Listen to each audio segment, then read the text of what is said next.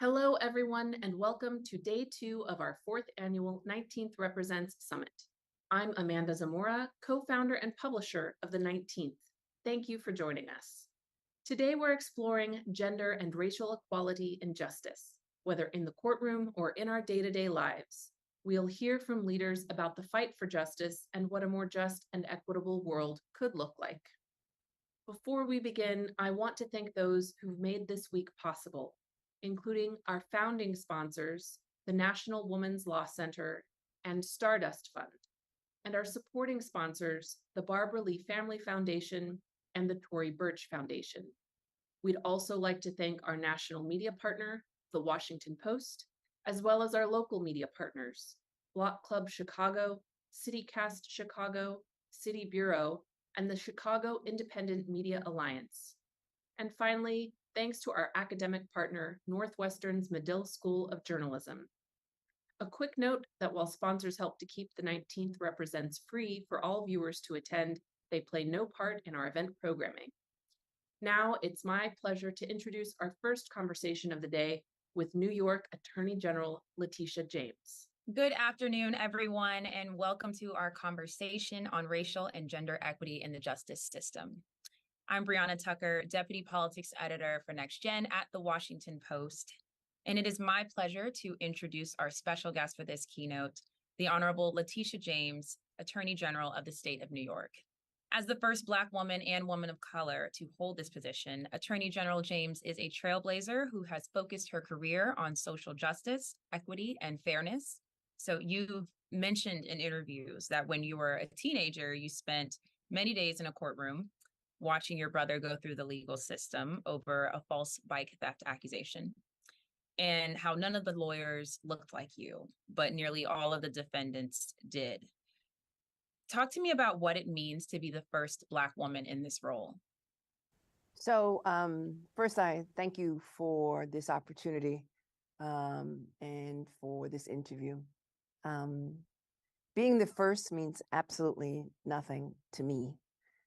Because at the end of the day, the question is, what do you do with all of the power and the privilege that has been given to you? Being the first is nothing more than a historical footnote. Being the first comes with certain responsibilities to open the doors for others and to stand up against injustice. Being the first means establishing a platform so that others can speak truth to power. Being the first means ensuring that our Constitution applies to everyone, and that everyone is guaranteed certain rights and privileges. And all throughout my career, as a former public defender, as a legislative aide, as a former city council member, as a former public advocate of the city of New York, the first woman of color elected citywide, and now the first woman of color in New York elected statewide.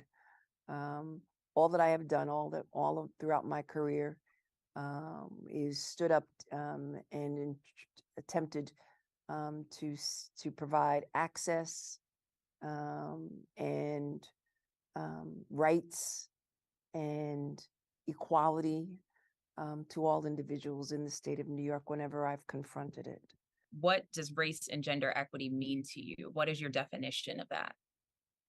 So it means a lot of things, as the first Black woman and as a woman who has seen discrimination, who has tasted racism, I have a duty to address racism, institutional racism, and racism in all of its forms. And equity is really all about leveling the playing field and making sure that individuals who have been deprived have access to all opportunities, not only in the state, but all throughout this country, regardless of their race or their ethnicity or their orientation. It's my responsibility, again, to provide access to all and to truly work on making sure that this is a country which sees me as an African-American woman, but sees beyond my race. And I want to move forward and actually talk about abortion while we open up this topic. How is abortion playing out in New York State almost 1 year later after that moment, after Roe versus Wade was overturned? So I am blessed to live in a state where we have made attempts to enshrine reproductive rights in our Constitution. I also happen to live in a state where reproductive rights are protected. And what we are doing here in the Office of the Attorney General is we've established a task force of 40 of the largest law firms in this nation. We have a hotline. The state government, under the leadership of the legislature and the governor of the state of New York, have provided resources to community-based organizations to increase their capacity to provide reproductive access to all individuals, not only those here in New York State, but all across the country. Individuals who reached out on our hotline to ask questions with regards to their criminal liability, their civil liability, and their vulnerability in their respective state, if in fact they were to assist an individual in getting an abortion.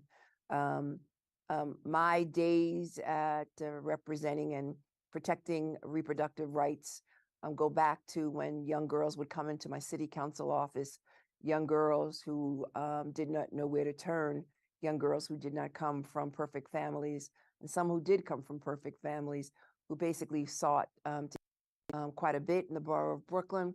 And I will always provide them with assistance. It's important that individuals know that the overturning of Roe versus Wade was a political decision, and this most recent decision in the fifth district was also a political decision, and it was a decision based on the values of one individual who overturned 20 years of precedent against mifepristone, a drug where millions of individuals have taken, and it's been kept and it's been safe. It's been the subject of a lot of scientific evidence and expertise. And for one judge, one male judge, to overturn that decision, really, and to substitute his values and his knowledge over that of scientists and experts and doctors is an affront to me and to all individuals who care about reproductive rights. And I am hoping that the United States Supreme Court at some point in time will revisit the Dobbs decision and recognize that they were wrong, that they should have relied upon precedent, and then they should have relied upon the fact that women and others have relied upon reproductive rights in this country, and that their decision was inconsistent with stare decisis. The overrepresentation of people of color in the prison system. Yeah. And in New York and throughout America, people of color are far more likely to enter the nation's justice system than the general population. How is your office working to combat the ways the justice system contributes to systemic racism and bias? And how are you measuring that progress? So as the state attorney general, I'm responsible for all, I represent all the state agencies in the state of New York, and we have jurisdiction over the Department of Correctional Services. And so we have conversations with the governor of the state of New York, as well as with the commissioner, as well as with law enforcement in general, to ensure that their practices are racially neutral, and that the criminal justice system and enforces the law based on the facts and on the evidence, and not based on race. It's also instructive that as the Attorney General of the state of New York, which reviews now and has the opportunity to investigate all police encounters with civilian, which may result in their death, we also have an opportunity to review police practices, and if the police officer or the law enforcement officer is responsible for the death of a civilian, to bring charges against that law enforcement officer based on the law, that the ability to prosecute law enforcement officers was removed from district attorneys in the state of New York because of the inherent conflict that exists, because district attorneys have to work with police departments and work with police officers. As the Attorney General of the state of New York, we do not have that conflict. And that's why we have the responsibility, we've been given the responsibility to analyze and to investigate all civilian deaths at the hands of police officers and to bring charges when necessary. And also, we are in a position where we introduce legislation to change our system as it relates to law enforcement in the state of New York, and to ensure that it is racially blind, and that we are doing it, again, based on facts and based on evidence. And we have a judicial system which is diverse. And so we continue to work through the political system, as well as with a number of elected officials and the state legislature and the governor, to ensure that we have a system which reflects the diversity of the state of New York. And also, let me just say that language access is also a major issue in the state of New York. And one of the things, working with allies on the ground, my colleagues in the Legal Aid Society and a number of allies who are focused on racial justice, they report to me about certain judges in certain counties throughout the state of New York. We have a civil rights bureau. We launch investigations into any allegation of racial bias or racial discrimination or disproportionate number of individuals of color who are being treated unfairly in the criminal justice system anywhere in the state of New York. And, moving this forward in diversity, because we're not just talking about racial diversity here, we're also talking about gender as well. You recently hosted a drag story hour in New York. And we've seen several Republican-led states actually target drag performances. How do you think about your role as Attorney General in setting the agenda around protecting trans rights? So I sponsored a drag story hour primarily because two elected officials, two council members who sponsored drag story hours were assaulted. Their offices were vandalized. Their staff was harassed, and their family members. And so as the chief law enforcement officer in the state of New York, it was my responsibility to stand up and to support the trans community and to let everyone know in the state of New York and all throughout the country that hate will not be tolerated in this state. And that this trans hour, to me and to my colleagues, was all about literacy and love. And that's it. And so these allegations that we are hearing and seeing that we're grooming young children is nothing, there could be nothing further from the truth.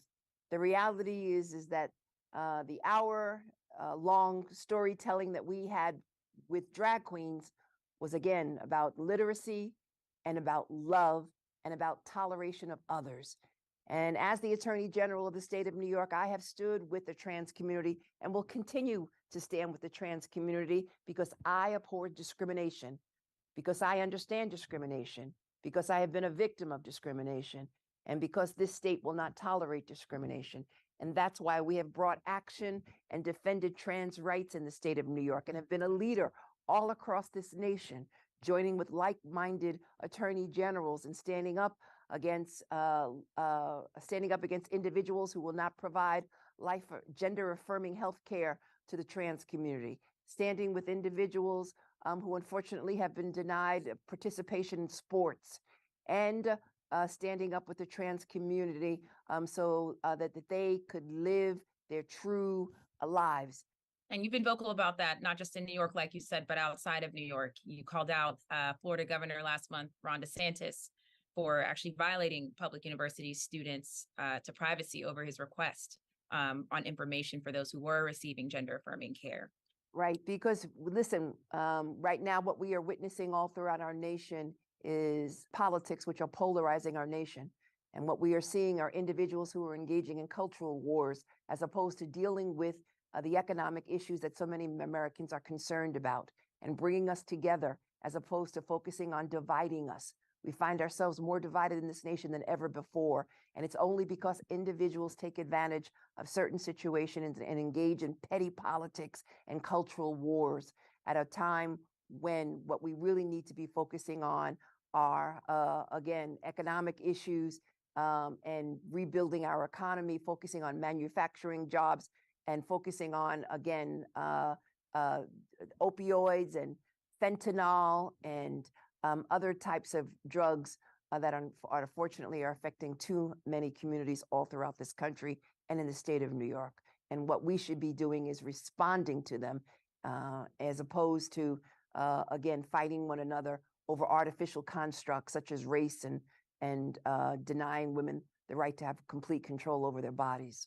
And I want to pivot and make sure that we give enough time to also talk about community engagement and trust in the justice system. For many marginalized communities, because of their experiences, the words trust and justice system are polar antonyms, particularly with police accountability and investigations. Tools like video and body cameras, we've seen them proliferate throughout the country, but no significant changes in police violence or outcome or accountability in officers. What is your response to people who say the state of New York has not done enough? So I would disagree. As you know, I was the council member who advanced body-worn cameras for law enforcement in the city of New York. And as a result of body-worn cameras, we've been able to capture a number of incidents which have drawn attention to law enforcement, resulting in changes in the city of New York with respect to how law enforcement officers police its civilians. And as I mentioned earlier, now as the Attorney General of the state of New York, I have the authority to investigate law enforcement officers when they encounter, the street encounter results in the death of a civilian. I also want to say, as a former Assistant Attorney General, I was involved in the stop and frisk investigation in the state of New York, which led to the demise of that practice in the city of New York. So it's important that individuals know we've made a lot of progress with respect to accountability and transparency. Is it perfect? Do we have a lot more work to do? The answer is absolutely yes. but we certainly have made progress in this space, and we look forward to making additional progress as we go forward. The Washington Post and other outlets have reported on your investigation of sexual harassment cases in New York state politics. Do you think the country has turned a corner in the past few years in how we handle sexual harassment? Sure. And obviously, there have been a number of movements, not only in the state of New York, but all across this country, which have brought the issue of sexual harassment to the forefront. And as the Attorney General of the state of New York, I was involved, obviously, in working with the legislature and passing legislation to inform individuals about their rights with respect to sexual harassment and codifying it in law.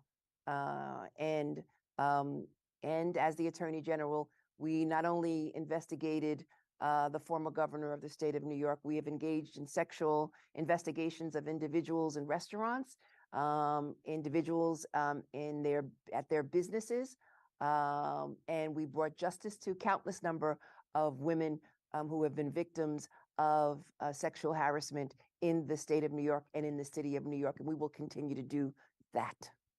You said in an article for The Advocate last month, people have an idea of what an attorney general is, and I like to think that I'm not your traditional or typical attorney general. What kind of attorney general would you say you are, and what's your vision for justice reform in New York? So you don't have a lot of attorney generals who are former public defenders. You don't have a lot of attorney generals who are focused on justice for all. You don't have a lot of attorney generals who have my background. Most of them have come out of corporate law firms, and a lot of them have come from Ivy League law schools and colleges. I graduated from a historically Black university. I am a public defender, and I am someone who is laser focused on justice and justice for all, and who has been focused on the rights of marginalized and vulnerable populations all throughout my career. So I'm not your typical attorney general, but I say that to say that's why change is necessary. And that's why individuals who are viewing this recording need to know that they too need to change the regime of the typical offices, be they Congress, the United States Senate, in the legislature, or in the Attorney General's office, or in the office of the president. We need to make sure that we have a wide range of individuals who apply for different offices and run for different offices and win different offices, and the diversity will go, and the diversity not only at the lower levels, but the diversity will continue all the way to the top. And we're here, we're having a conversation about race and gender equity, and the people in the room, the people at this summit that are hopefully actively involved here as well. How do you have these conversations with individuals who are not reimagining justice, who stray from uncomfortable conversations when thinking about the words racial equity, gender equity? So, sometimes you have to make the comfortable uncomfortable. And so it's important that you speak the truth to individuals, not only in settings like this, but wherever you go. It's important that we confront these issues. And it's because there's wounds, and the only way to address the wound is to heal. And it's important that we address these issues. Listen, I just came from Buffalo this past weekend, where 10 Black people were murdered who were shopping at a supermarket, at Tops Supermarket. And it's important that we recognize and we talk about African Americans, and we be proud of who we are as a people, but we talk about our resilience and our ability to overcome our certain situations. And so, East Buffalo had been ignored for far too long, but now it's getting attention. And because of the structural racism which is baked into that town, which it was redlined, that community is now getting its proper due. But it came late, and it came after a tragedy, and that really should not be the case. And there are East Buffaloes all throughout this country. And what we've got to do is allow individuals to speak truth to power, just as they did in Tennessee, those two young men, just as they that they're doing in Florida, just as they're doing all across this country. We've got to rise up, resist, and continue to affect change in a wide range of areas. And that is not against anyone. It is all about being inclusive and about equity. Just to end on a high note, where do you go to stay inspired and committed to this work? So, as you know, all the movements within the African American community come out of the Black church. So I am a woman of faith. I am inspired by my faith. And every Sunday, my cup is full. And I replenish that sense of urgency and that sense of justice at a house of worship, wherever I can see the word and connect with the word and recognize that now is the time to move this nation forward and to make sure that this nation honors its promises to all of its citizens. Wow. Amen. Attorney General James, thank you so much for this insightful conversation. It's been informative, engaging, and we've touched on so many important issues through the lens of racial and gender equity and justice, and in your position in this fight. I appreciate it. And as I say, the struggle continues. Thank you. Have a good day. Bless you.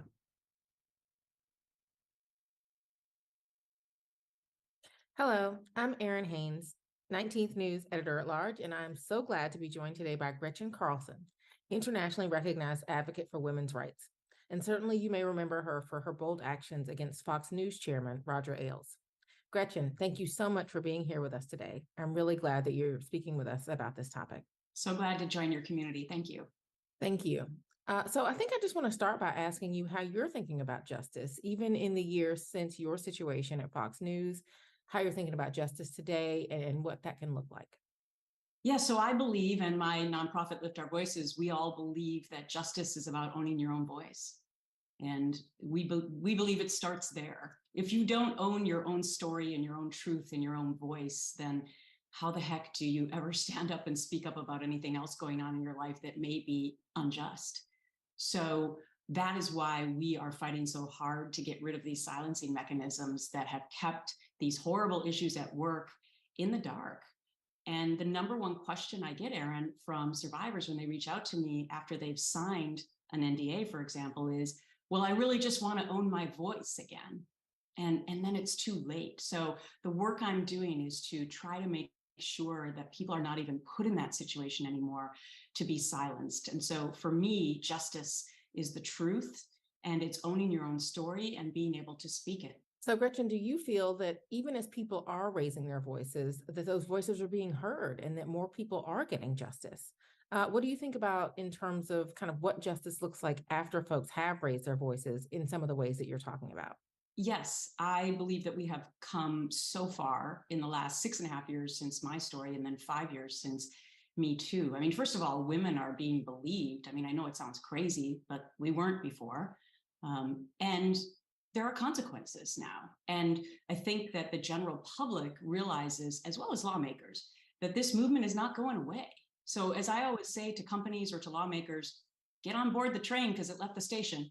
And then as an organization, we are trying to make sure that we work hard to eradicate these silencing mechanisms so that people can actually get justice.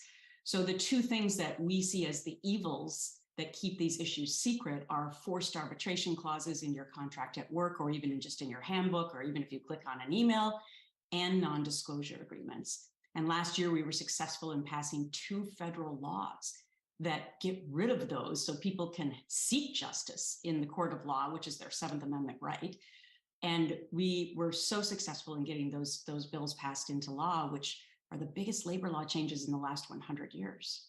So I'm so glad that you brought that up. Talking about even your situation and the impact of NDAs on you, an interesting thing that I just learned talking to you that I hope you will share with our audience. I certainly saw the movie Bombshell, and I know a lot of other people have.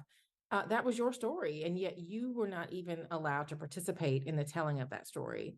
Can you talk about that? Yes, well, I'd love to be able to tell you my impressions of the movie as well as the miniseries, The Loudest Voice, that was on Showtime, but I'm not allowed to. So not only could I not participate in any of these projects about my life, and my truth and my story, but I can't even comment on whether or not I think the portrayals are accurate or not, or whether or not the storyline is accurate.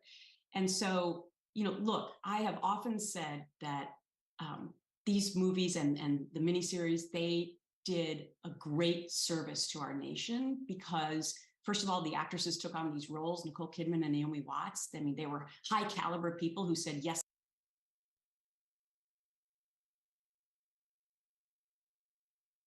Movie about sexual harassment would have never done that 6 years ago. And the American public learned so much from it. And even if it helped just one woman or man to know that they could come forward and it would be okay, then they are successful projects. So even though I've demanded Fox to let me out of my NDA, which I had to sign upon resolution with them, they have never responded to me. And the other way they get you, Erin, is that my NDA is with 3 parties. My NDA is with the parent company of Fox, then with Fox News, and then with Roger Ailes' family, even though he's dead. It supersedes to his wife and his son, who's only 24 years old. So he's probably going to outlive me. And I probably will never, even if one party said, we'll let you out, maybe the other 2 don't.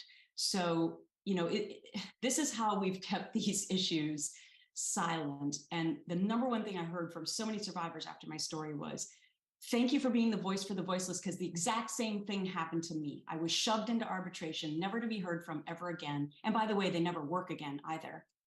Or on top of arbitration, I also signed an NDA. So it's like a double whammy.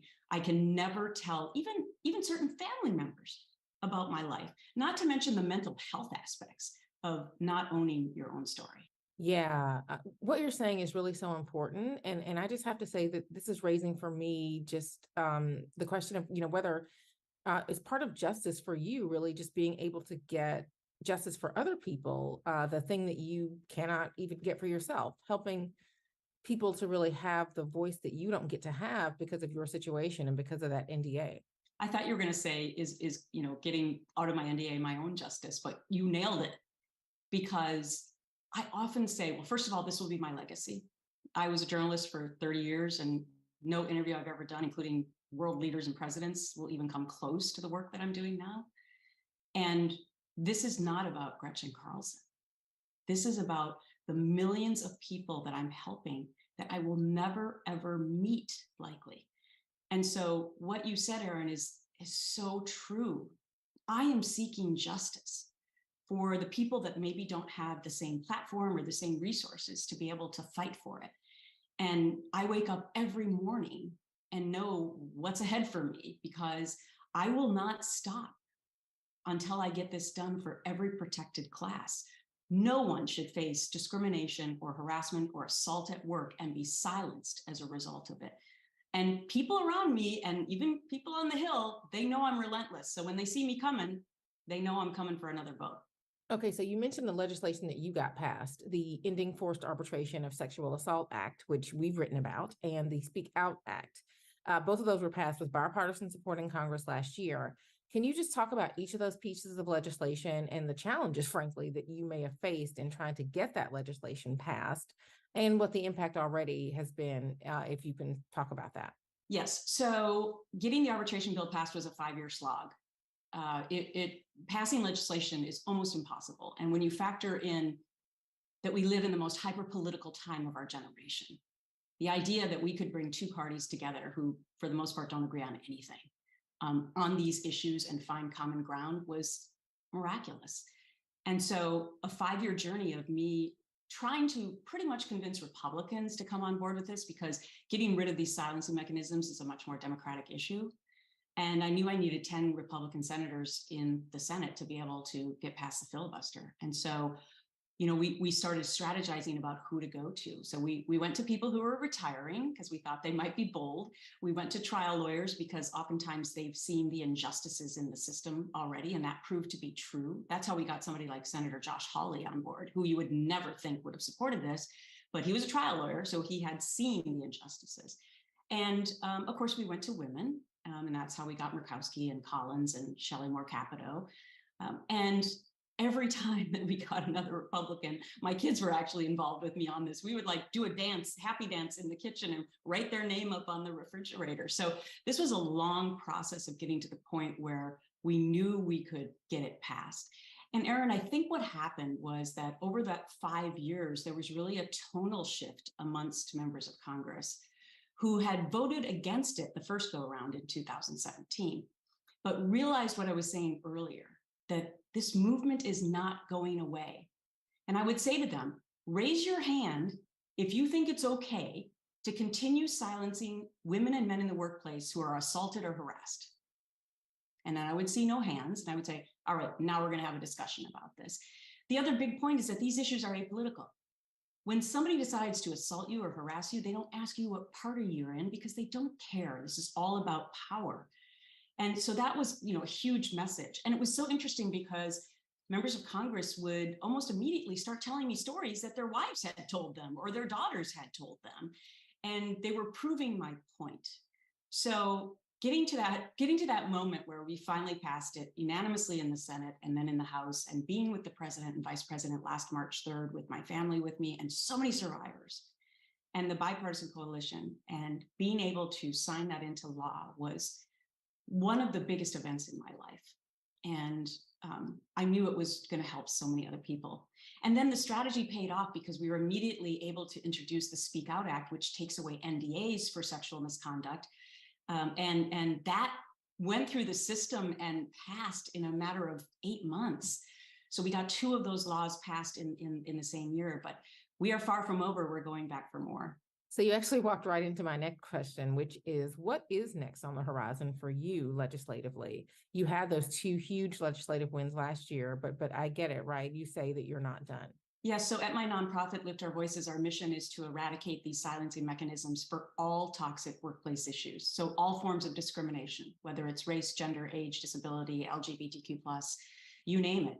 We want to eradicate silencing all of those groups, because it's like a 2-tiered system now that we were able to pass the sexual misconduct one. People who experience that won't be silenced anymore. But if you're the CEO of a company, do you think it's okay to continue silencing somebody who's discriminated for gender, for example? And so we are already tackling amending the arbitration law coming up in the next couple of weeks to add another protected class. And our goal was this from the beginning, was to bite out of the apple, get a bite out and get this accomplished, and then go back and get more. And we're already working on that.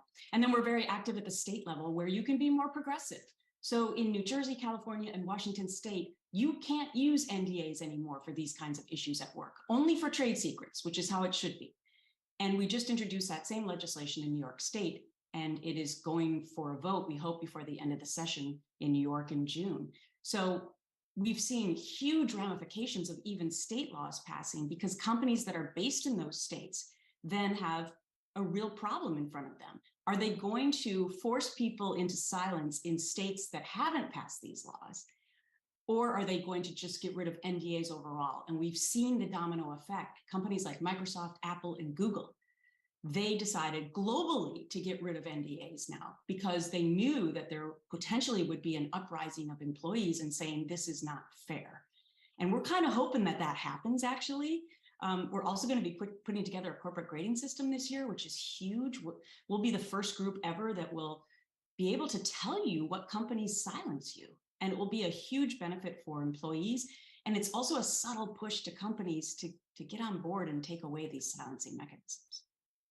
Okay, well, definitely keep us posted on that. As always, at the 19th, we are going to be paying attention to see how that legislation progresses, that policy really around these issues. But I think, as we're closing our conversation, Gretchen, just a couple of more things I want to ask you about.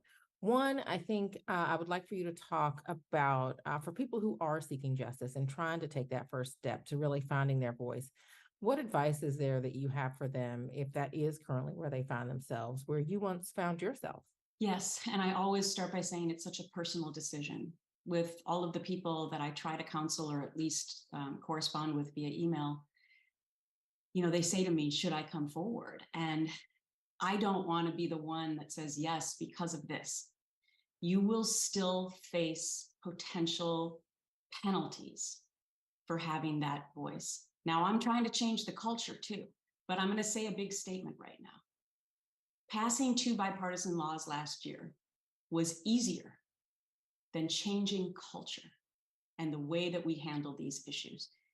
And so laws help to start moving the needle. But we start forming opinions about all these things early on, and then we bring them with us to the workplace.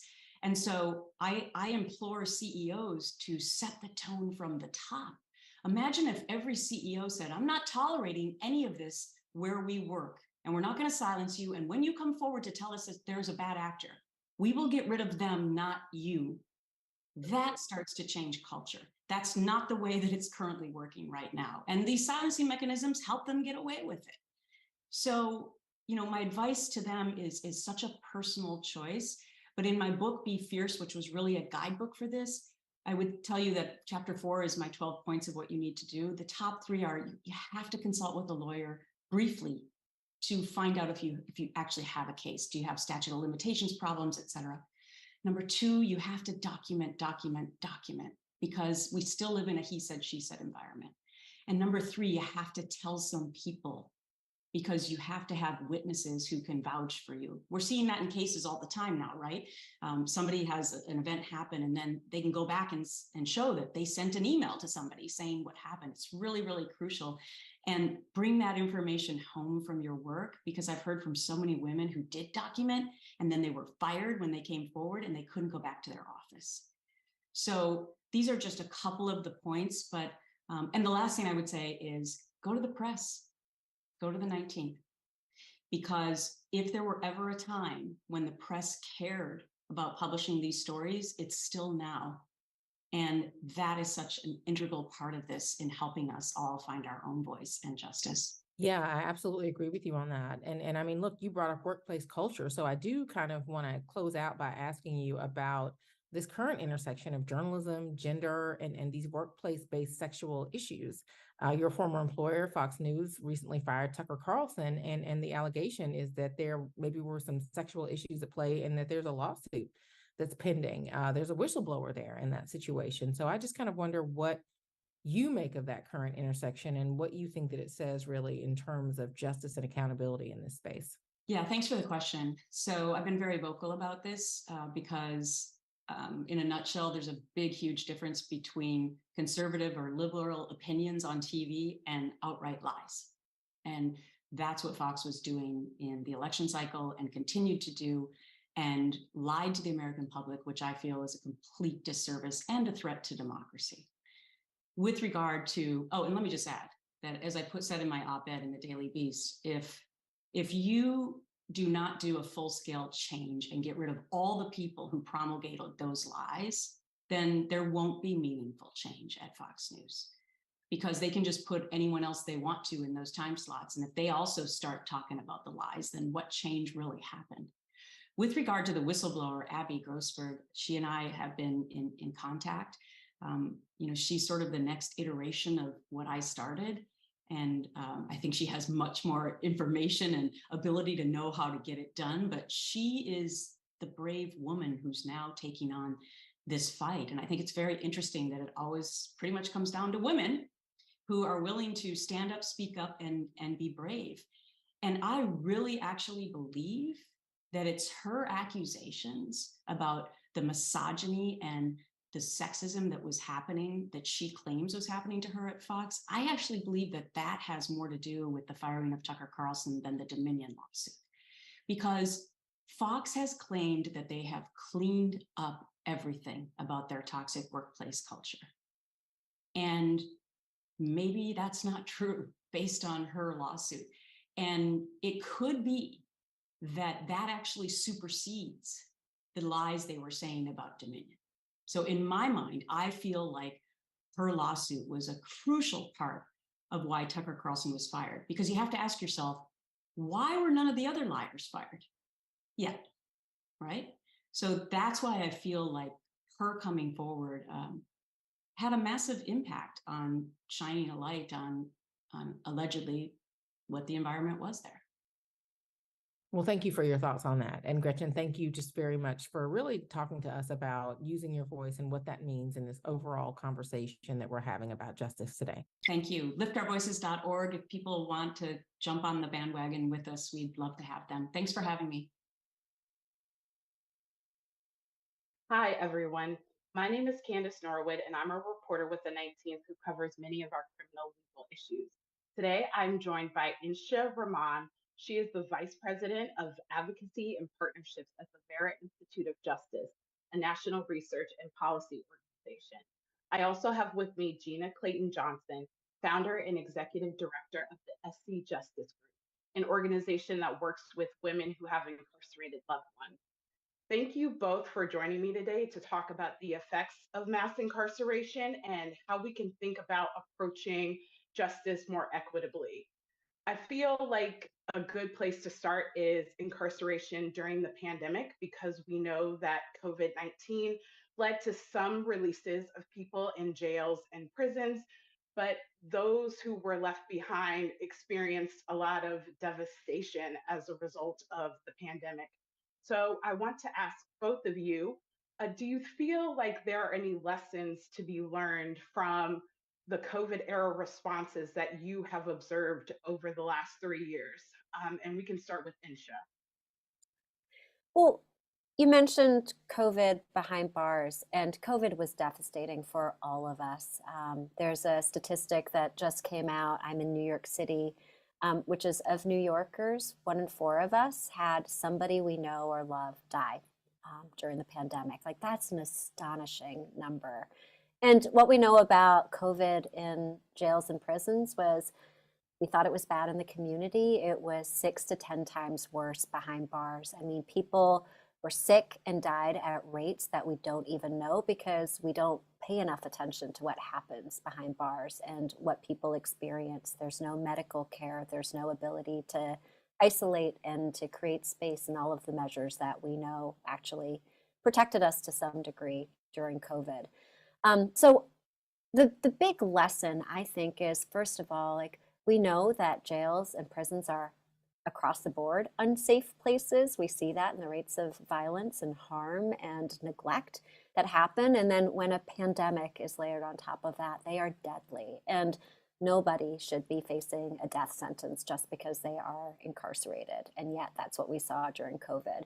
And so I hope the big lesson is that we actually stop and reckon with the lack of real efforts that were made to release people during COVID. Yes, there was some, Candace, as you noted, but it wasn't nearly enough to respond to the level of crisis that COVID caused behind bars. And what we do know, though, is there's a recent study that just came out that found of the places that did release some people from jails and prisons, in fact, it was good for public safety, good for public health. It was the right thing to do. And I hope that we take that lesson, we have some humility and reflection that we didn't do enough, and use that to take a different path moving forward, pandemic or no pandemic. Well, I think what I have to add to that is just how much the effect of the pandemic is still very much impacting the realities for people who are behind bars as well as their families. Everything that Insha said in terms of the way that the pandemic came crashing down into places of incarceration is absolutely real.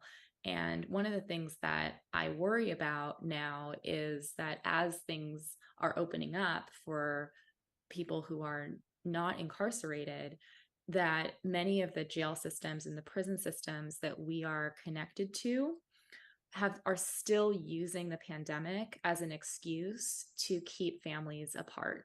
And so what that looks like is that if I want to go, actually just last weekend, I went to go visit my cousin in Twin Towers here in Los Angeles, which is a jail here in LA. And I had to drive to, this jail,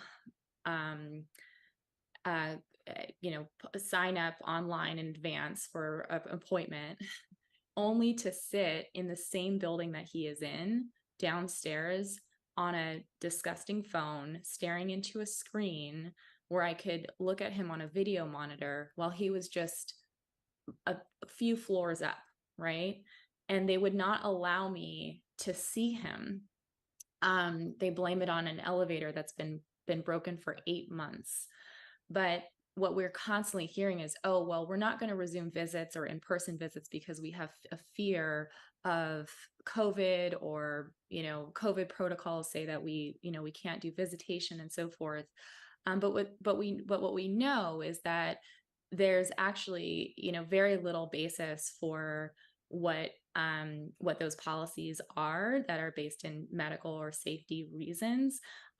They're in fact creating more isolation and more disconnectedness. And so that's actually what we're really concerned about in the right now, is the ways in which these kind of pandemic policies will be used to continually kind of crack down on family connectedness in ways that are really harmful for the outcomes of people who are incarcerated, and also the stability of the families who are on the outside. So we're seeing a lot of that right when the pandemic struck.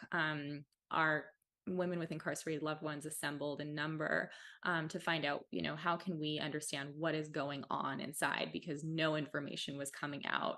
And so we surveyed a number of people and produced, some of that in the Lives on the Line report, but also did a great amount of work just trying to get PPE inside, like soap and other kinds of just hygiene products are products that right now many prisons and facilities do not provide, and is actually oftentimes paid for by family members, by women who are buying these so that folks can stay safe inside. And so both the burden of maintaining health and hygiene and safety is taken on an economic way, and also in a worrying way by women on the outside, but it's also very much a reason why women are continually being isolated from their family members inside.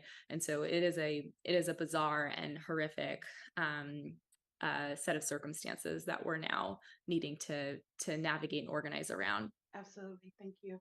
And Insha, in terms of thinking about how individuals end up behind bars, I mean, we know that there are a number of structural inequities at play here. And Insha, I know you were a public defender before moving to the Vera Institute, which gives you a lot of insight into some of those inequities. In recent years, women have been the fastest growing incarcerated population in the US, and LGBTQ plus individuals are disproportionately incarcerated at a higher rate than the general population. So Insha, can you talk about what are some of the structural factors for both of these groups that are contributing to their incarceration levels? Well, I want to take a step back and just give some context about this system as we know it, right? There are about 2 million people behind bars today in jails and prisons, and you're right that women are the fastest growing segment of that population. And every year in this country, there are 240 million calls to 911. So that's 240 million times that somebody is calling because there is something happening, a crisis. And in less than 20% of those calls, is there anything that actually looks like a crime to most of us? When people are calling for crisis and for help, it is often for other needs that are unmet by our government, by our institutions. And so we have one default, which is the police and 911. And what we know is there's 10 million arrests that happen a year. And again, of those 10 million arrests, less than 5% are for crimes of violence. And so I think that's a really important place to start, because what it suggests is that the way that people come into the system, including women, is by what we choose to criminalize and what we choose to have a police and arrest response and the response of prosecution. And then the second piece is when somebody is in the system, what do we choose to do? And right now, the sort of standard default on offer is a cash bail system that disproportionately harms people of color and poor people, and a lack of other creative solutions that actually drive safety, like alternatives to incarceration, like programs in the community, like supportive services that actually address the underlying reasons why somebody got arrested in the first place. So I think that context is really important to understand, like what we choose to criminalize and how we choose to respond to somebody who's in the system. So with that, why are we seeing particular groups of folks especially sort of coming through the system and making up disproportionate numbers? For one thing, it's again because of what we choose to criminalize. What we see with women in the system is that they are often being criminalized for behavior that many of us would consider like, can't we have a different response? Like substance use and untreated mental health needs, trauma, from sexual abuse to all other kinds of abuse. People forget that instability in and of itself, like not having basic needs met around housing and shelter and care and family supports, is often a driver of why people are in the system. So again, if we want a response that actually prioritizes safety and people's well-being, we wouldn't be arresting and prosecuting women. We would actually address the underlying needs with services, supports, care, housing, treatment. So that's really why we see what we see, and that's especially true for folks who are LGBTQ or gender nonconforming, what I've seen in my days as a public defender and as a public defender up in the Bronx, New York. So one of the poorest congressional districts in this country. And what we saw is communities that were over-policed and underserved in terms of like actually having real investments in the resources and services that make communities safe. But you would see a police car on every corner. And I would be in arraignments, which is this 8-hour shift where whoever's gotten arrested in the previous 24 hours would come in. And it would be case after case after case of somebody jumping a turnstile, which means they didn't have a couple of dollars in their pocket to actually pay the fare for the subway, or being arrested for possession of a little bit of marijuana or a little bit of drugs. And again, yeah, I would say that's a public health issue, not one of crime or criminalization, or other sort of disputes like an argument with a neighbor or with a kid, where the right response is to think about restorative justice, counseling, some intervention, not the system, because it's got really nothing on offer. And what we know from that is people who go through the system and people who spend even just a day in jail or prison are more likely to be in the system in the future when they're released, because of the fact of incarceration is so destabilizing. You lose your housing, your job, your relationships with your families, your kids, all of the things that keep you stable and safe. All of those are gone literally within hours because of the fact of an arrest and stepping into a jail cell or a prison cell. So we can do this differently, but it's a set of choices that we've made to have the system that we have. None of us think it really works, and we can make choices to do it differently. Thank you for that. To turn to you, Gina, I feel like the subject of criminal justice reform has this cycle of being really prominent in terms of public attention and even lawmaker attention, and then kind of fading from mainstream conversations. So I want to get your thoughts on where you feel we are in terms of momentum of public and political support to reduce mass incarceration. Oh, that's an interesting question. I think that we've seen a lot of very exciting momentum, as you put it, over the last several years. Certainly in the last since 2014, since Ferguson, we saw an increase in kind of mainstream progressive media attention and discourse, public officials, as well as movement energy directed at policing in particular as one subset and one major part of our kind of punitive infrastructure that includes mass incarceration as we know it and describe it. I think, that kind of crescendoed into a moment in 2020 where we saw the largest uprising in history, with over 600 cities across the country rise up and really make demands that were rooted in communities' understandings of the systemic nature of these issues, right? That like, just because we see a person who has been harmful as a part of a police department, we're not just simply asking for that, killer that officer is killing our folks to be fired and prosecuted. We're seeing demands that actually say, well, wait a second, this person exists as part of a culture, and as part of a system that is doing tremendous amounts of harm. This is a tip of an iceberg, right? It's a symptom of a much larger problem that needs to be addressed. And so with the calls to re-examine our budgets, and really the ways in which we approach all the things that Insha was talking about, right? How do we look at our mental health realities, our domestic violence? How do we look at and understand needs around addiction and housing, and how do we treat people with otherized identities and so forth, that don't just look like a cage at every turn, became very much more of the kind of public conversation, which was exciting. I think right now we're in a moment where there is a feeling of kind of compounding crises, right? We saw a withdrawal of many kind of protections that folks in the women's rights spaces have long kind of worked hard to try and preserve. We've seen the impacts of a far right rhetoric and movement taking hold in different ways that look like, really desperate attempts to cling to white supremacist power and patriarchal power in a variety of ways. We've seen infringements on our democratic systems that look like, threats to voting rights and access. And so I think there's a feeling right now, not to mention kind of the climate, realities that I think people feel very deeply.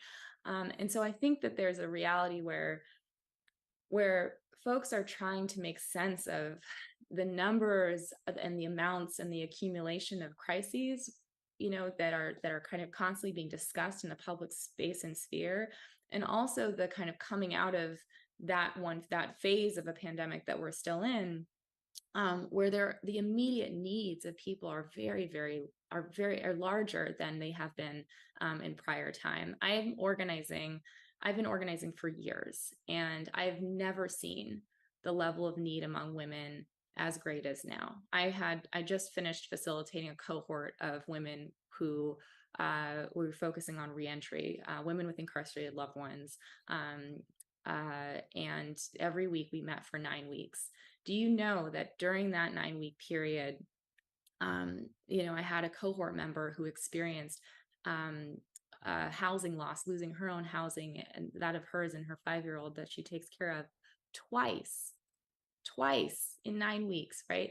And this is not uncommon in LA County and across the country. In fact, that the level of instability that people are facing and the amount of immediate needs has risen. And so I think right now there is that feeling of crisis. There is that feeling of where are we after, so much momentum and so much debate and discussion. And I think that where we are now is in an exciting place where we've opened up conversation and we've seen wins. And we have a real opportunity to assemble community around those very, very urgent needs, but being able to connect dots between what is it that folks are going through and what are the policies and what's kind of the systemic landscape that we must come together as a community and address. And that's why, and I'll end there, which is what I think is really important. That's why base building and creating communities, politicized communities of women in this moment is critical. It will deliver the gender justice wins and the race justice wins that will usher in the kind of human rights reality that we all want and deserve. And I think that the last 10 years and even prior have really readied us for this moment. And so I'm feeling optimistic, despite all of all of the crises and all of the things that I feel very connected to as well. I actually feel optimistic about what is possible. I'm so with you, Gina, that I actually think we are winning, and there is a ton of hope and opportunity and optimism moving forward.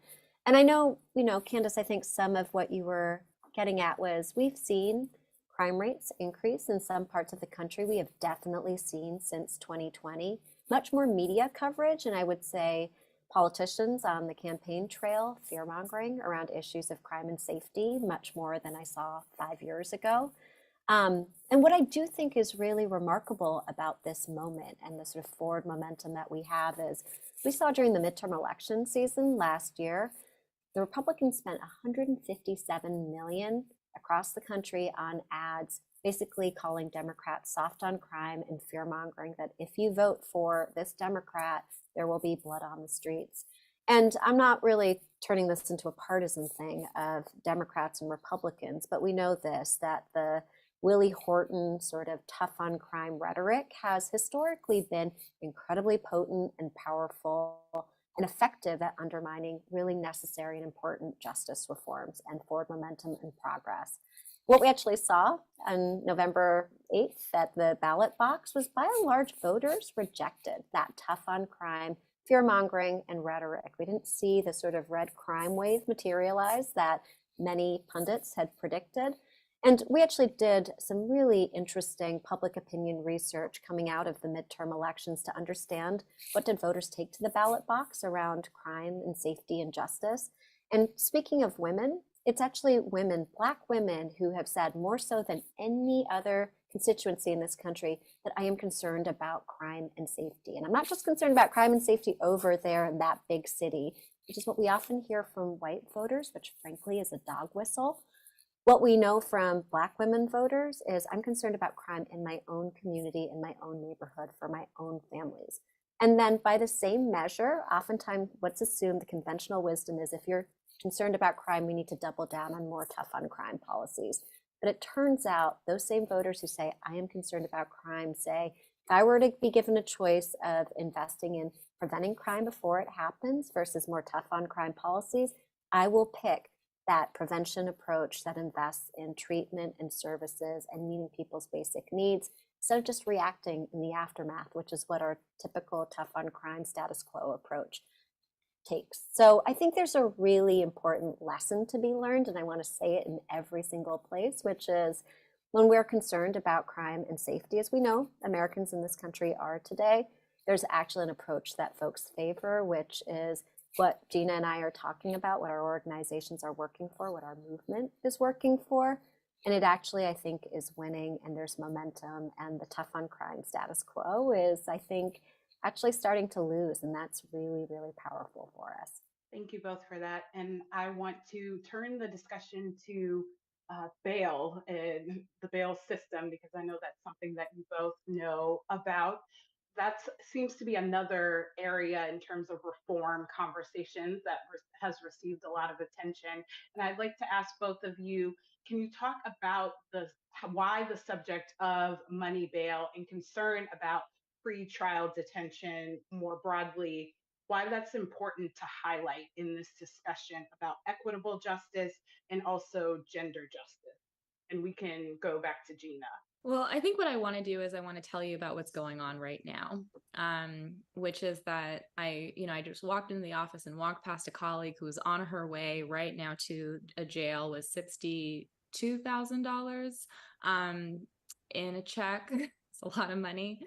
To go bail out a Black mom here in LA County. A couple of days earlier, another group of women with incarcerated loved ones met outside of Santa Rita jail in Alameda County to bail out another Black mom with a $20,000 check. Now, to be clear, that money comes back, right, to be used to bail out other moms in other actions, because the way that it works right now is that if you're arrested, in most places, there will be an amount of money that a judge sets or a bail schedule sets that says, if you want to go back to your family and fight your case on the outside because you are legally innocent, right? You've just been accused of something. We still have a whole process that determines whether or not you're guilty or innocent.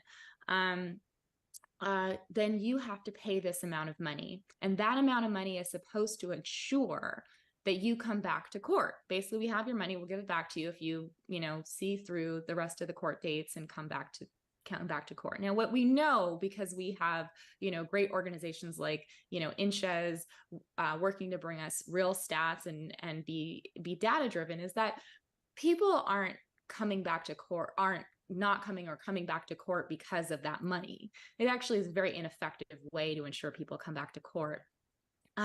people come back because they, are getting reminders and in the right ways, or have transportation access, or have some basic needs met. And oftentimes people do come back to court, but more often than not. And so there is kind of this mythology about people, leaving and running off to, some country or something when they're facing charges. That's not actually what is happening. But what is happening is that low income folks, and particularly Black people, brown people, low income folks, are being caged pre-trial. So for example, the woman that we bailed out earlier, a couple days ago, she was in for 2 months after being arrested because she was sleeping in a car. She was in for 2 months. She hadn't been convicted of anything. She was waiting for her court date inside of a cage, away from any kind of ability for her to, get healthcare, to get treatment, to be with children. Completely cut off from anything. Right now, that is our approach to homelessness, to mental health, disability, all kinds of issues that we know how to address. But right now our approach is with a cell. And so what we do at SE, and as part of a larger group of organizations, is that we make some noise about the fact that our bail system is deeply unjust and not working. Every single year before Mother's Day, we raise money and we bail Black women out of jail. And then what happens, and what oftentimes happens, is that the focus is on the person who gets bailed out.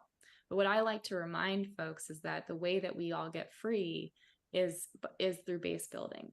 And what the beautiful thing of this work of bailouts is that we actually bring together women who themselves have been incarcerated at another period in their life, women who have themselves loved someone behind bars, who bring expertise around how to successfully usher someone home from a period of incarceration back into reintegrating successfully into community and family, who understand the kinds of needs that someone has, and can address those needs. We bring that community together in order to support the reentry of that individual. That is what our systems should look like, right? Chandrika last year, she's somebody who we bailed out, and I hope that the woman we bailed out a couple of days ago follows her same path, because when she came home, we had a welcome home party in a park, and all of our SE community came together, and in that community, she found someone who she asked, "Would you be my sponsor?" A year later, she had, clocked a year of being clean and sober, had been, her case had been resolved favorably, and she had graduated from our Healing to Advocacy program. She said, "For the first time in my life, I feel like I have family." And that is what people need, right? Not this system that says you can only have freedom if you can, pay $20,000 and then, and enrich a bail industry and agent. It makes no sense. And it's something that we already know what the alternative should look like. We just need to build the people power and the awareness to bring it into fruition. I think Gina's describing the incredible sort of transformational opportunity of the bailouts, and it's amazing at a very sort of like person-to-person organizing, base building level. What she's too humble to say is just how much these bailouts, which y'all have been doing, Gina, I'd say, what, 5, 6 years now? 7, this is our 7th year. 7? Yeah. That's incredible. But the amount of attention it actually brings to the bail system and the injustice of having money and not safety actually determine who stays in jail and who's released. Like, I really think these bailouts, and they've been happening year after year, have helped the everyday average person in this country be like, wait, why do we have a money bail system? Why is somebody arrested and behind bars for 2 months simply for sleeping in a car, and all these other sort of ridiculous circumstances that I just think highlight the injustice and make people feel the urgency of we need to do this differently. And oftentimes people ask, well, if you eliminate cash bail, then what?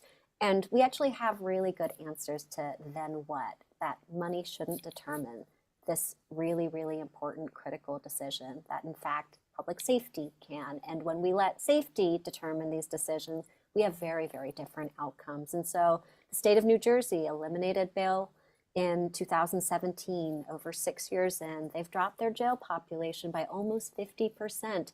You know what? Crime hasn't been impacted at all. People are safe. They are home with their families and their jobs. They're coming back to court. The system works. The sky doesn't fall down.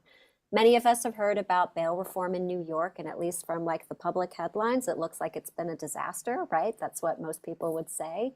And while it's been difficult in the public relations front, when you actually look at the data and what's happening, again, far fewer people behind bars. People are coming back to court. In fact, crime rates have not been impacted at all, despite what the headlines tell you. Look beyond them, because those are scare tactics. They're not real solutions. And if you look at the real numbers, bail reform is working in New York as well. So here's the big lesson learned, because I mentioned the sort of, and I hate to use the word backlash because it sounds sort of like it just happened.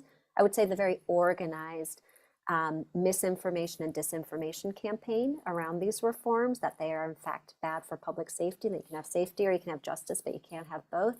That is false. It's a falsehood. And so what we've learned from places like Illinois and New Jersey and New York is you can in fact take money out of the equation, and we are better off for it. We're safer and we're more just. So I really hope that that's the lesson that people are learning around bail reform sort of writ large, in addition to how powerful individual actions and organizing around the issue is. Insha and I, we can talk about bail all day, for on and on forever. But I think it's really important for, this audience to understand how much of a women's rights issue this is. A few years ago, when we started doing our legislative work around bail reform, there was a press conference where we had a Black woman of our base set up to speak. And she was really excited about it and was going to talk about her brother's incarceration at that event. And the kind of organizers of the press conference were like, looked at the list of names, which were a lot of men, and pointed to her and said, after reading kind of what she was going to say, why is she speaking? That's what their question was. She has not been incarcerated. She is, a woman with an incarcerated loved one. Why is she speaking? We kind of tried to explain. But it wasn't until after she gave her testimony that I think I saw it all of a sudden click for like the entire room. She took the whole room and made it clear what was happening inside of our bail system and why it needed to be addressed. And it was because she was able to speak about the fact that women are the ones who are paying the bail industry, right? When the bail bondsmen like go to create advertisements, they target grandmothers, mothers, women with incarcerated loved ones, because they know that when that the people who are getting those phone calls out from jail saying, I need help, it's women on the other side of that who are carrying the emotional, load, the financial load, the opportunity cost realities. All of that impact is borne on women, right?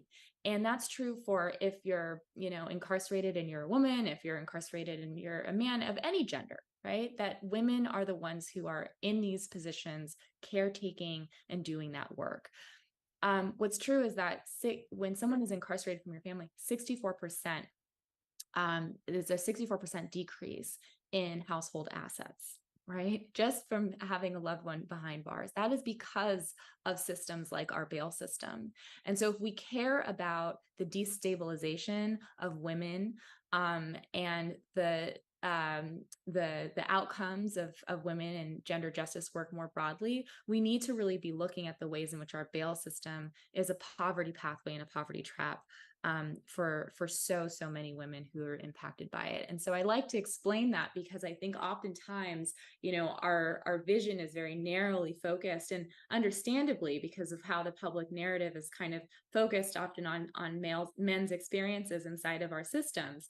But what's true is that women we're seeing a lot of harm, but also a lot of expertise, right? As born out of that impact that we can uplift and generate solutions as well as people power to bring about some change. If someone is coming into this subject wanting to learn more, but through their own experiences may have preconceived notions about mass incarceration, why people are incarcerated, et cetera, can you both offer one thing?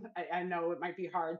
One thing that you've helped hope someone can learn that might be a misconception about how these systems. Insha, we could start.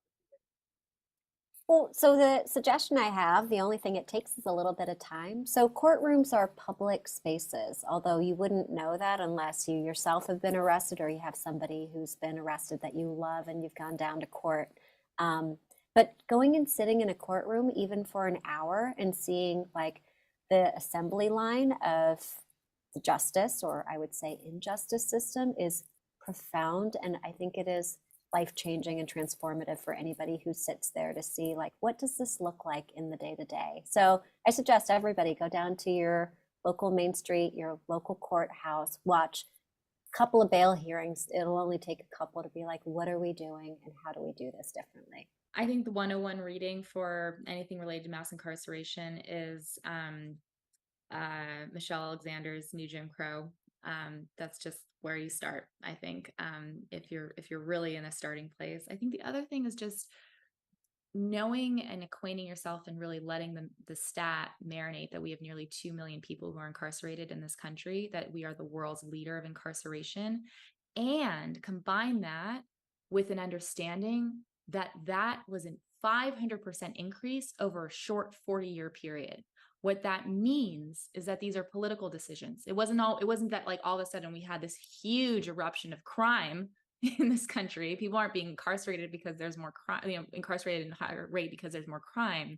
There is a different approach that all of a sudden was taken that has been very harmful and very ineffective. And so I think there's actually just situating yourself with the stats and then do some reading in addition to exactly what Insha was saying, connecting to courts and also community organizations that do base building work is a great way to get started. Well, thank you both so much for being here with me today to help us learn more about these important issues. Hi, everyone. Melma here, and I'll be guiding you through a meditation simply on presence. Really, all meditation practice is meant to get us back into our bodies and back into the now. The word mindfulness is so popular these days in our world, and really mindfulness just means being full of the present. That's really where your power lies. Whether you're at a business meeting, whether you're giving a speech, whether you're just talking to your family and friends, the way you can truly communicate your purpose and your true intentions is to be present. So let's do a little meditation together where we'll connect to the breath and really understand what it feels like to be present. So you can find a seat or you can stand, whatever you prefer. And just ensure that your spine is straight, shoulders relaxed down the back. Then close your eyes when you're ready. And just start here by softening the whole body. I want you to just gently notice all the sounds around you. Just take in all the tiny little sounds that you can observe here in this moment, not being overly critical or judgmental, just simply observing. And what can you hear? Just that simple act can bring us back to the present, to the now. And now we're going to shape our breath a little bit more. We're going to breathe in for 4 and out for 6. Please take a full breath in through your nose and exhale through the nose. Now breathe in here for 4, 2, 3, 4, out for 6, 2, 3, 4, 5, 6, in 4, 2, 3, 4, out 6, 2, 3, 4, 5, 6, in 4, and out 6.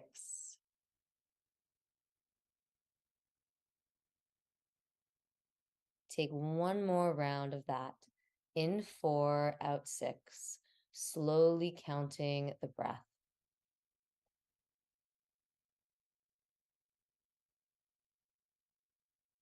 No rush, but when you're finished, return to a natural, even breath, in and out through your nose.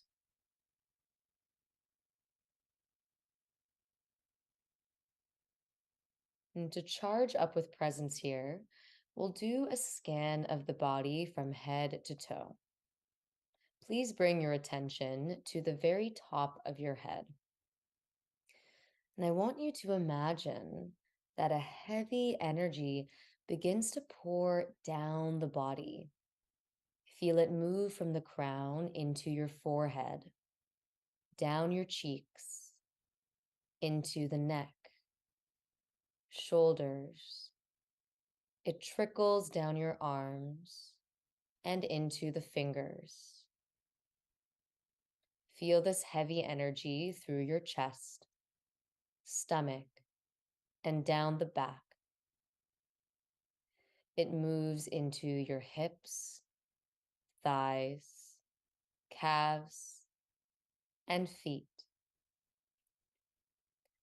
Allow your entire body to be weighted with this energy, with awareness, with presence.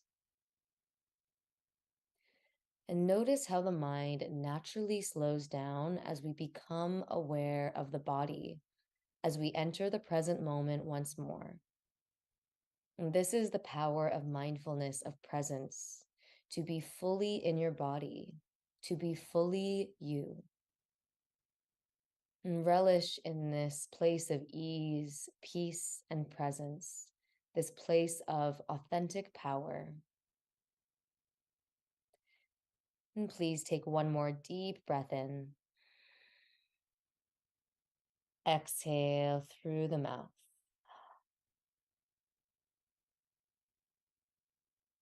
And when you're ready, open your eyes. I hope this meditation reminded you all that it doesn't take long to find the present moment again. But what presence really does for us is it creates this massive ability to be back in our power, in our purpose, to do things more intentionally, and to show up more as our authentic selves.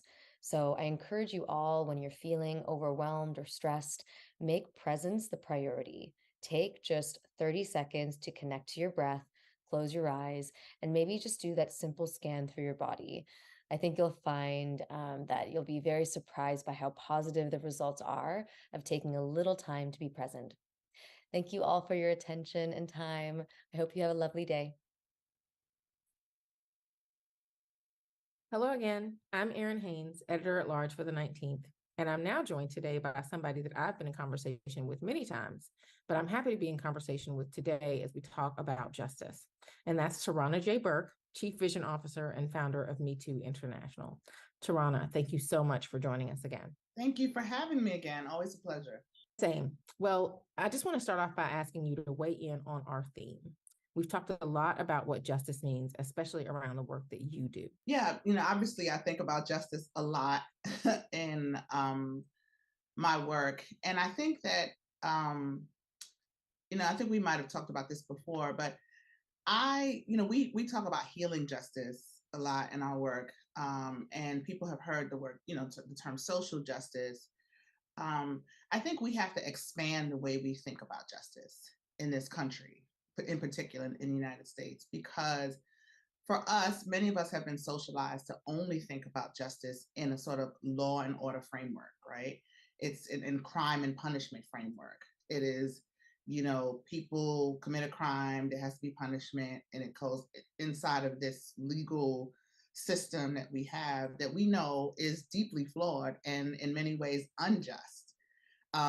We have so many statistics and data and all kinds of anecdotal data and actual statistics that let us know that the system of so-called justice that we have in this country is actually biased and discriminatory and systemically racist. And so what we count on for this justice doesn't actually deliver. And when it comes to survivors of sexual violence, it is even more flawed, right?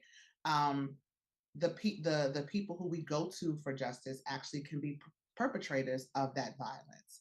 I was just watching the documentary I Am Evidence.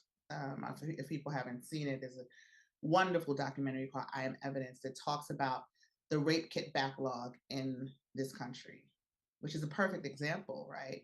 These are people, women, largely women, who after experiencing sexual violence get rape kits done because that's what we're taught, right? There's a crime. In order to get punishment, you get this rape kit. And there are cities like Detroit that had like 11,000 rape kits backlogged. Where's the justice in that? And so I think that we have to expand our understanding of what justice could and should look like in this country. When it comes to survivors of sexual violence, justice has to be defined first and foremost by the people who were harmed. If we shifted our thinking to a harm and harm reduction framework, then justice could be more organically come from the people who were harmed. Folks from the right talk about and preach morality all the time, but from a morality standpoint, really, people who are on a basic level, when you harm somebody, there should be accountability, period. But also the person who you harm should be in a position to say how they want that, what they want that accountability to look like. Tarana, what you're saying is making me think about also kind of what justice can look like and for whom, right? Especially when we start to think about those intersections of race, of gender, justice looking different for members of the LGBTQ community around sexual violence, certainly looking different for Black, Latino, Asian American women, the Indigenous community. Talk to me about how we can talk about changing culture in a way that gets justice in a more equitable way as well. Well, first we have to stop lumping folks together, right? I think it's we like to say BIPOC and sort of put everybody in a neat little, but I think that each community, just like we talk about survivors need to define what justice looks like for them, individual communities have individual needs. So that's something that's also necessary for us to talk to these people inside of their communities and talk about what these communities want and need and what justice looks like for their communities, right? We don't have mainstream, nuanced conversations about justice.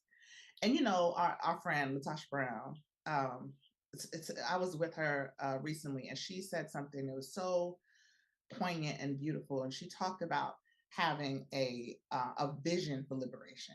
And that really sat for me, and a vision for justice. I think that is also something that's really important. We're not thinking about what justice should look like. So we're just responding to the injustice. You know what I mean? We're just constantly responding to injustice. We see injustice, we go and respond to it, but we're not envisioning what actual justice could look like. So we also should, in these discussions, not just be fighting and arguing about the injustice. We should be visioning what justice could look like and should look like for all of us. And it's not going to be universal, to be different, but we can put our visions forward, and in the places where they are similar or we have some overlap, we can fight for that together. In the places where they're not, we can uplift each other. But I think that's really important. I do want to ask, though, about the survivors agenda that you have, just in terms of the whole Me Too movement being about the power of story, right? And for survivors to really say, to your point about harm reduction and being able to articulate their wants and needs for what justice can look like. Talk about what the survivors agenda is and how you think that can help advance the cause of justice for survivors. So in 2020, around the election, a group of organizations, the Me Too International, the National Women's Law Center, National Domestic Workers Alliance, and Farm Worker Women got together to talk about putting this initiative, Survivors Vote. And what that was about was really harnessing the power of survivors as a voting bloc. And Monica Ramirez, who is a brilliant, brilliant strategic mind.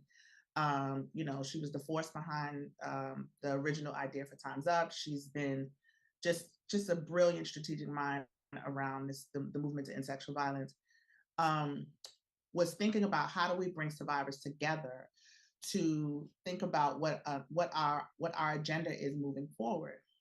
And so I was really, really interested. I've been really, really interested in what it looks like to harness the power of survivors because people always engage survivors from a place of weakness, right? From a place of pity. And I'm like, you're looking at a group of people who've already overcome the hardest things you can overcome. That in and of itself is powerful. So these are a powerful group of people. So anyway, we all come together and decide that we want to build an agenda that is created by survivors for survivors. And so Survivors Vote morphed into the Survivors Agenda, which was just that. We got survivor-led and survivor-serving organizations from across the country to survey their constituents around 7 or 8 different areas. And we came up with what survivors wanted to see around policy, around culture, around the way this country needs to move forward to support survivorship. And this agenda, it's at you can see it at survivorsagenda.org. And it really is, it's a beautiful document. It's a beautiful piece of a beautiful piece of policy, but also this document that really is a statement to what survivors have to say about ourselves. And it's never been done before. And so, and it was made up of more than 30 or 40 survivor organizations. And so now we've come together to talk about what we're going to do next, how we're going to work together across the field to move this agenda forward. And so it's been amazing to just work. This is not a competition. This has been one of the best moments in my career in movement work, because I have seen people who have just, it's challenging sometimes to work in movement. And this has been a moment where I think people have seen this is an opportunity for us to really just expand the field and get a lot of work done, a lot of work that we've been trying to get done for a long time. And I think people are taking advantage of that, particularly in this moment. Well, we definitely are going to stay tuned to see exactly how that plays out. Thank you so much, Tarana Burke, for sharing just your vision of justice and the work that you were and are doing and how you're using your platform to get justice for survivors. Thank you again. Thank you so much. Thank you. Thank you so much, Erin. Hi, everyone. I'm Julia B. Chan, the editor-in-chief at the 19th. I'm now joined by an intersectional and intergenerational group of advocates as part of our 19th Celebrates series, honoring AAPI Heritage Month in May. With us today, we have Kevin Ipopo, a storyteller and community organizer. Kevin's work centers the intersections between their ethnic identity as a Black American and Samoan person and their gender fluidity. Next, we have Kim Tran, an activist and DEI consultant. Kim has helped to build safe space programs for queer and trans youth, has been a publisher for feminists of color, and led a racial healing process in response to a Ku Klux Klan resurgence. Since 2014, she has trained thousands of community members on uprooting anti-Blackness in their families and on non-police alternatives to community safety. Next, we have Manju Kulkarni, the executive director of the AAPI Equity Alliance. Manju is also the co-founder of Stop AAPI Hate. Her work has been featured in the New York Times, on NPR and CNN, and she was recognized with the co-founders of Stop AAPI Hate by Time Magazine as one of the 100 most influential individuals in the world. Bringing us up is Satsuki Ina, the co-founder of Suro for Solidarity, working to end detention sites. Satsuki was born in the Tule Lake Segregation Center, a World War II American concentration camp. Ina has produced 2 documentaries about the World War II incarceration of Japanese Americans, and she's been featured in the New York Times, Democracy Now!, and the documentary And Then They Came for Us. She is a professor at California State University in Sacramento and a licensed psychotherapist specializing in community trauma. Welcome, everyone. Thank you so much for being here today. So let's set the stage for everyone tuning in on the landscape of your work right now. And then we'll take a look back and talk about the evolution of this work. So Manju, we'll start with you.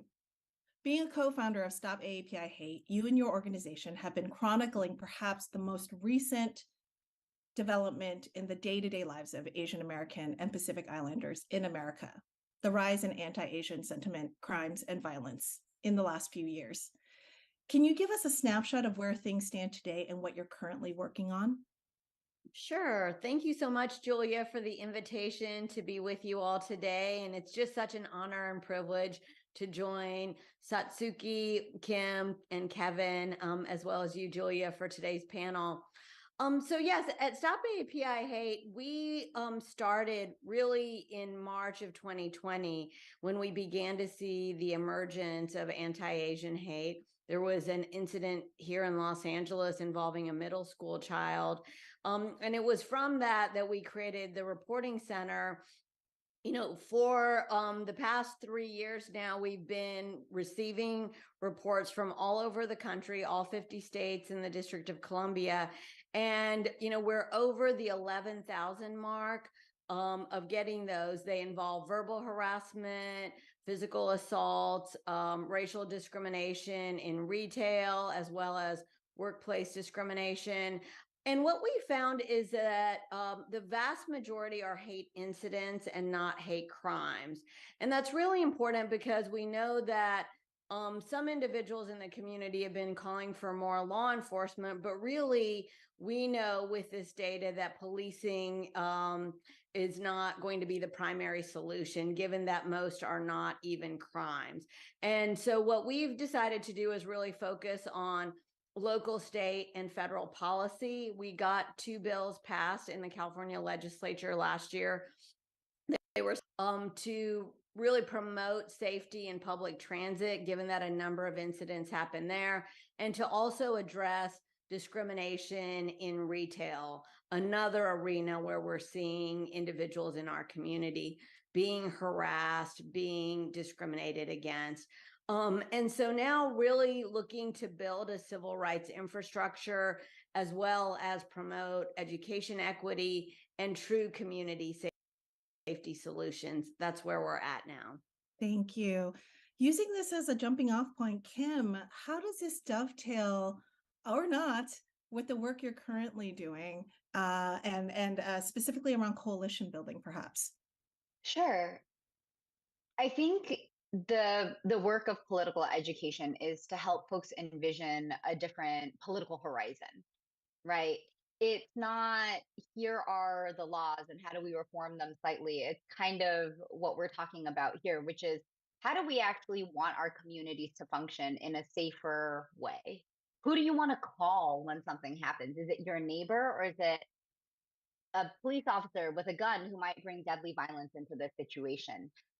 For a number of years now, since the beginning of the Black Lives Matter movement, I've been working with Asian Americans on what it means to have conversations that sound like this in an effective way with your families, because all of these things kind of start at home, right? And so coalition building for me has always begun with what is it that you want to happen in a highly localized way, from who does your mom or your grandparent call when they feel unsafe, to are you passing out alternatives to police flyers in your neighborhood? That's actually where I've always wanted to start and where it begins and oftentimes where it ends, right? Because the police are actually the last bastion of safety, and if any sort of version of community safety exists.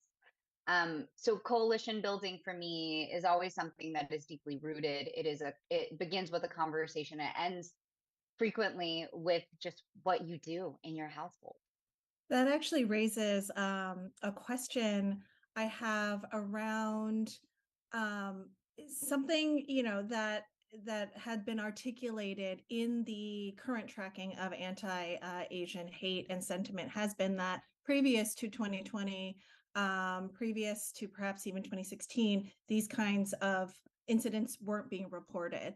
And so to your point, Kim, how have you seen this evolution of conversation, of reporting, shape up in a way that is encouraging to see, or not so much, that perhaps is a signal that more work could be done here? So I think about this in a twofold way. One, we absolutely need to see the landscape of the uptick in anti-Asian violence.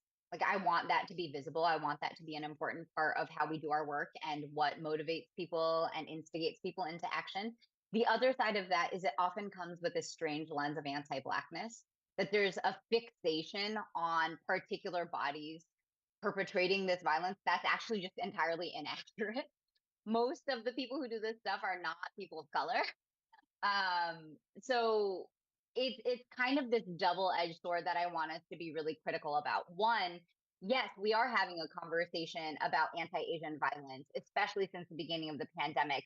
People feel a lot more comfortable reporting it, and when they report it, that'll be taken seriously, right?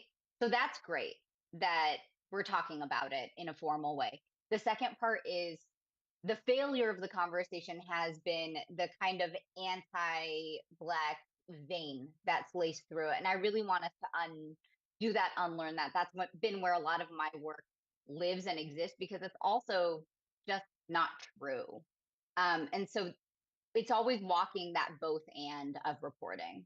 Definitely. And to thread really the work that you're doing and the work that Stop AAPI Hate is doing is really kind of hopefully getting at a two-pronged approach here, where we do want the data. We want the data that shows us what is happening, how much is it happening, and who's it happening to, and who's perpetrating the incident. We want all of that data. We also recognize that there are barriers to reporting this to the a more formalized, institutionalized ways. So how we build for that, how we talk about that. This is all within the wheelhouse of so much that we're talking here. So over to you, Kevin. I know this touches on so much of the intersectional work that you do, and your recognition of how the plights of AAPI groups are also the plights of other marginalized groups. So I wanted you to take kind of where we're at in the conversation now and build on it with where you are, what you're seeing, and what you're doing. Thank you for that interconnectivity. I deeply appreciate it, and I appreciate sharing this space with all you. This is very much an honor. Yeah, I think when we are considering how we move about the work, like our first introduction to social justice spaces is also like always through our protected identities, right? We learn it through our families and through who we are. And I think oftentimes folks can start to organize within a community and fail to recognize how like we are always in a nuanced position, right? I think Kim kind of touched on like being at this in-between place in which you are actively being oppressed and marginalized, but you also are receiving certain privileges, and being able to unlearn that and challenge that can be incredibly difficult. And I think the conversation always has to begin within yourself, right? Even as a gender fluid person, I have to make my first acknowledgement that I am incredibly male presenting, and that comes with a significant amount of privileges. And even as someone of mixed race, even though I'm Black American, like I phenotypically present as someone, right? And so with those things, as I move through the world, I have to be mindful of how people perceive me and understand that some of those benefits that I'm receiving allow me to have a unique position within the community to advocate for things that folks wouldn't usually listen for. And I think, when we talk about some of the training that Kim has done in helping folks unlearn anti-Blackness, it's actually something that my siblings and I have implemented within our own family, because anti-Blackness is something that exists in every community, right? And as a result of colonization. And I think if we take our first acknowledgement that anti-Blackness is not inherent, right? This is something that was pushed onto our communities, taught to us, and something that was like forcefully made a perspective, but we can accept that that's happening and that we can work on it. Yeah, so I think just in the spirit of intersectionality and understanding that all of these struggles and oppressions are inherently connected, and that if we're always focusing on how we're gaining liberation for the folks who are at the deepest margins of society, like we're ultimately uplifting all of us. Thank you, Kevin. Satsuki, over to you. I'd love to hear how you've observed current dynamics and what your response to it is, and perhaps how it could be different from dynamics you observed in the past with your history of advocacy work here. Thank you. It's great to be with everybody. You know, my advocacy work began unintentionally. In 2018, we were Japanese Americans who had been incarcerated, separated from our fathers during World War II. We're having a pilgrimage. This is 2018, and to Crystal City, Texas. And through work I had been doing and connections I had, realized that 40 miles on the very same road east was a current facility that was housing separate families had been separated at the border, suffering under undetermined detention. People who were innocently seeking asylum were being criminalized. There was so much resonance between what was happening today and what had happened to us earlier that those of us in our 70s, 80s, and 90s, we were children, we were either born in the prison camps or we were children at the time, realized that this was a repetition of our own history, and felt like after we had our pilgrimage that we needed to get on the bus and go 40 miles and protest the action that was happening. So there were, I think, 1,400 children and families being held in the South Texas facility. And we brought with us paper cranes, which is what the tsudu is, for tsudu for solidarity. We wanted the children inside the prison to know that somebody outside cared, that we were advocating for them. So we wanted them to be able to see the colorful cranes. We also asked Japanese American drummers to come to Texas so that the children could hear us. And it was a significant experience. Telemundo showed up, and that's the only TV station that they could view inside of the detention facility. So the ACLU attorneys were the only ones allowed inside, passed on the word about what was happening outside. We wanted to give the family hope and let them know that somebody outside cared, because that was one of the most painful things for the Japanese American community during World War II, is that there was no organized protest. Essentially, we felt that America turned their back on us, and while we were disappearing from the classrooms and our jobs and the farms. And so from that, we've continued our work advocating, and our work is to work across communities.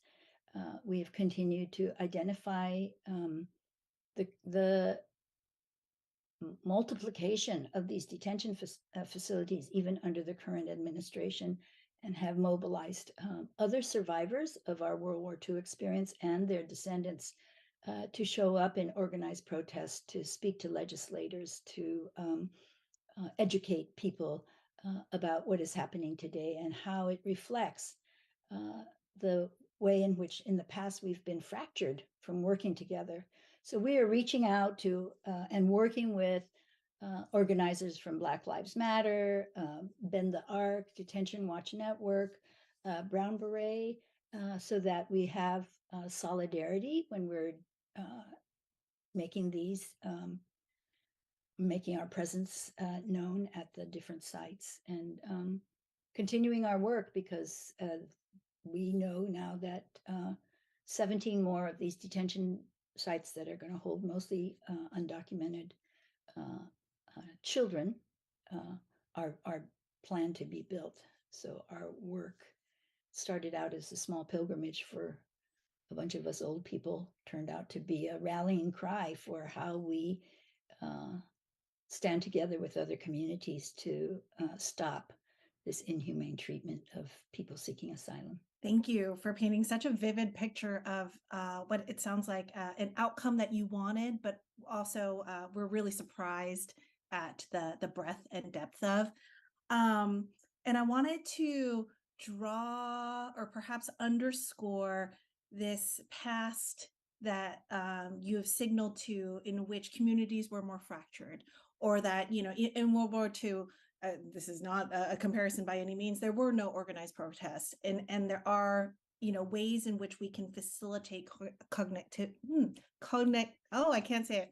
There are ways in which we can facilitate connectivity now, and how that hasn't happened so much in the past. What are things, and this is a question for you all, but I'll stay with Satsuki right now.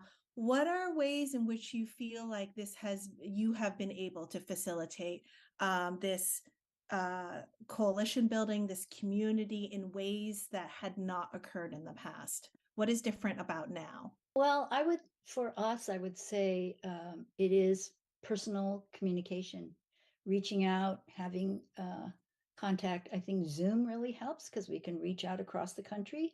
We are very respectful of people who are organizing on the ground and see ourselves as support people for that. So we're always paying attention to honoring the work that people are already doing and how can we add our history to that event.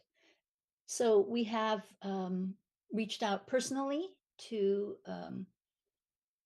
different communities, building relationships first, gaining trust, really working to counter the fears that people have that they're going to be appropriated or overrun by another organization. And so we've built friendships, and that's been really important. And through that, that's the basis for our coalition building is to have personal contact. And Zoom has certainly helped us to work across the country. And we have found also that we, as a community of people from different organizations, different communities, need a healing. And we found that the healing that was really powerful is when we sat together, people of all different colors sitting and sharing their stories with each other and finding the common bond. And so we do healing circles after every direct action and have found that it has had a powerful effect on building our coalitions. I think if I can share just a little bit about what Satsuki is saying that feels really important to highlight is, one, the relationships that exist and the history that exists and the reality of information sharing right now.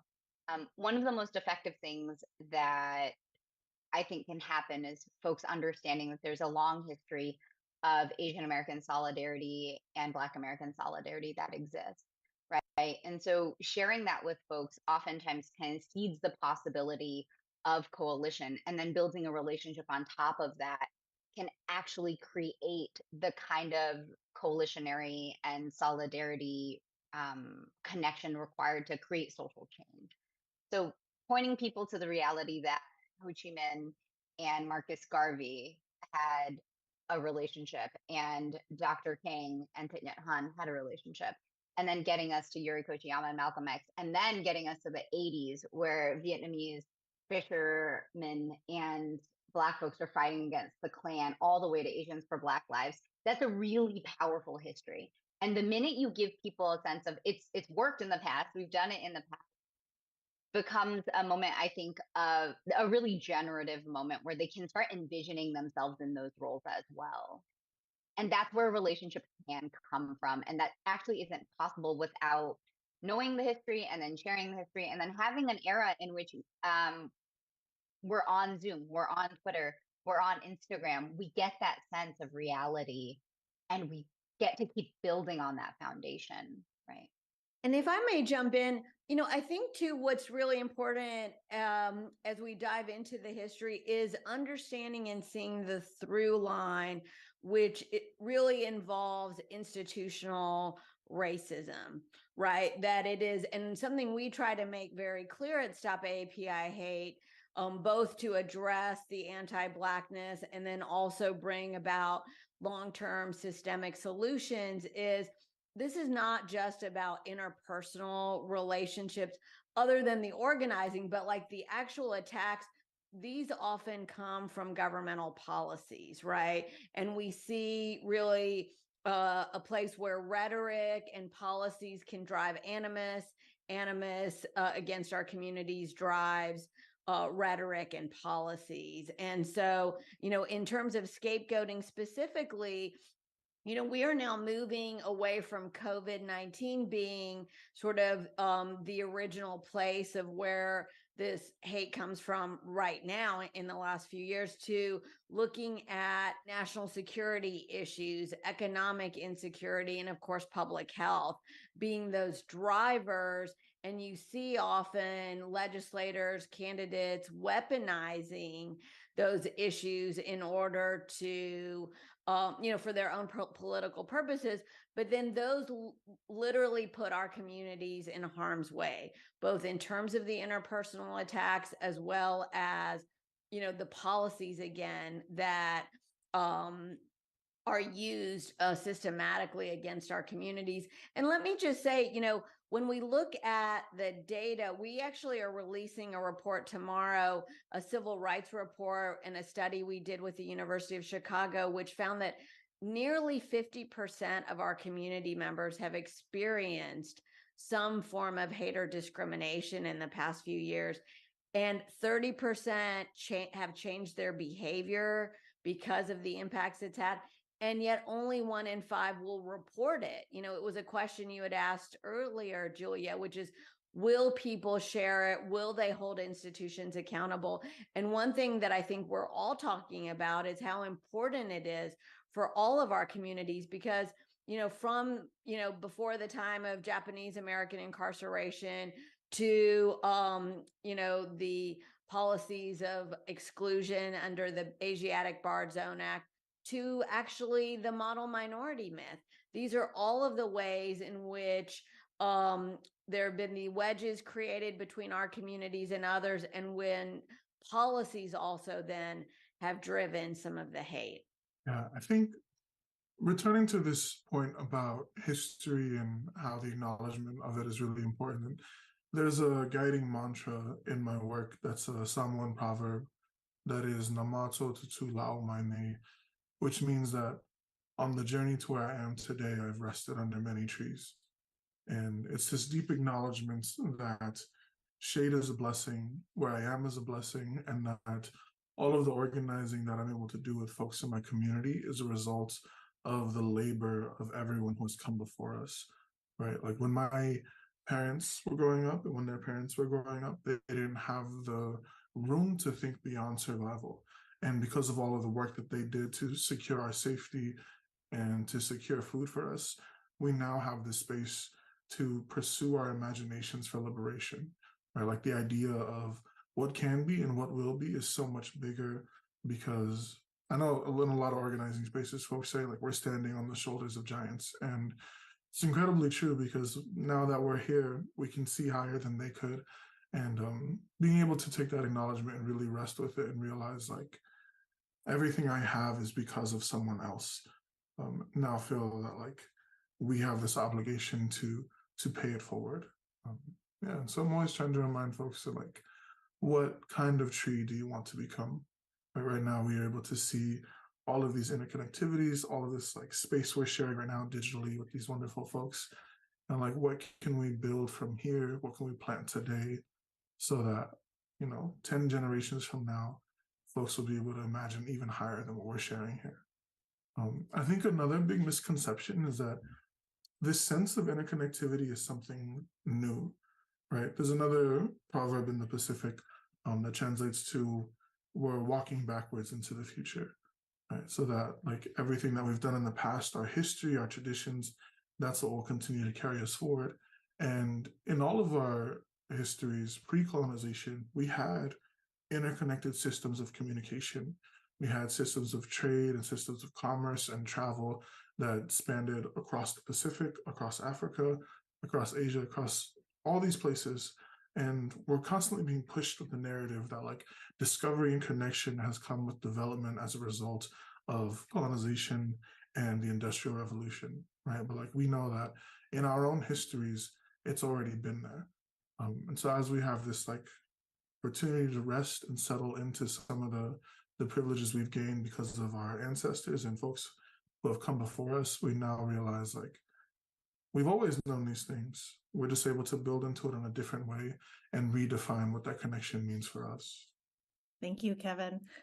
As the 19th, as a journalism organization, it is our job to chronicle this history, to do our best to lend context and nuance so that we can not only document, the work, but also reveal the connects and disconnects with policy and policy's impact on communities or lack thereof. And so just to tie this all together, at the 19th, we really, examine how gender dynamics shape up in a story, in issues, in our everyday lives.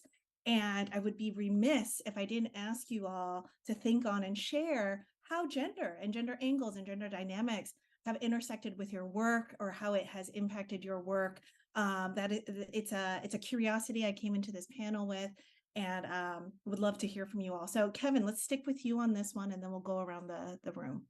Yeah, I think one of the biggest blessings I have in my life is that I come from a culture in which folks acknowledge a spectrum of gender. In someone, there are what people would consider three genders, right? There are folks who are male, female, and then there are folks who are fa'afafine, which means in the way of a woman, and fa'atane, which means in the way of a man. So inherently, there's an acknowledgement and like very specific roles for folks who are transgender. I think part of my thinking in myself has been to develop that into what feels more natural for me. And I've been exploring a terminology called fa'alua, which means in the way of two, in order to understand my gender fluidity from a more indigenous perspective. I think as I'm going through the work, I try my best to be mindful, as I kind of said earlier, of how male presenting I am and what comes along with that. I have access to a lot of spaces that folks don't because of the way that I present. And there are moments in which I'll say something and folks will listen because of the way that I present and sound. So I think it's a difficult balancing act between recognizing where I need to step up and also where I need to step back, because it can be very easy for someone who looks and sounds like me to overpower a space. But I think that poetry especially has been one of these great avenues for me to translate my gender identity into my work and help encourage other folks to find ways to accept who they are.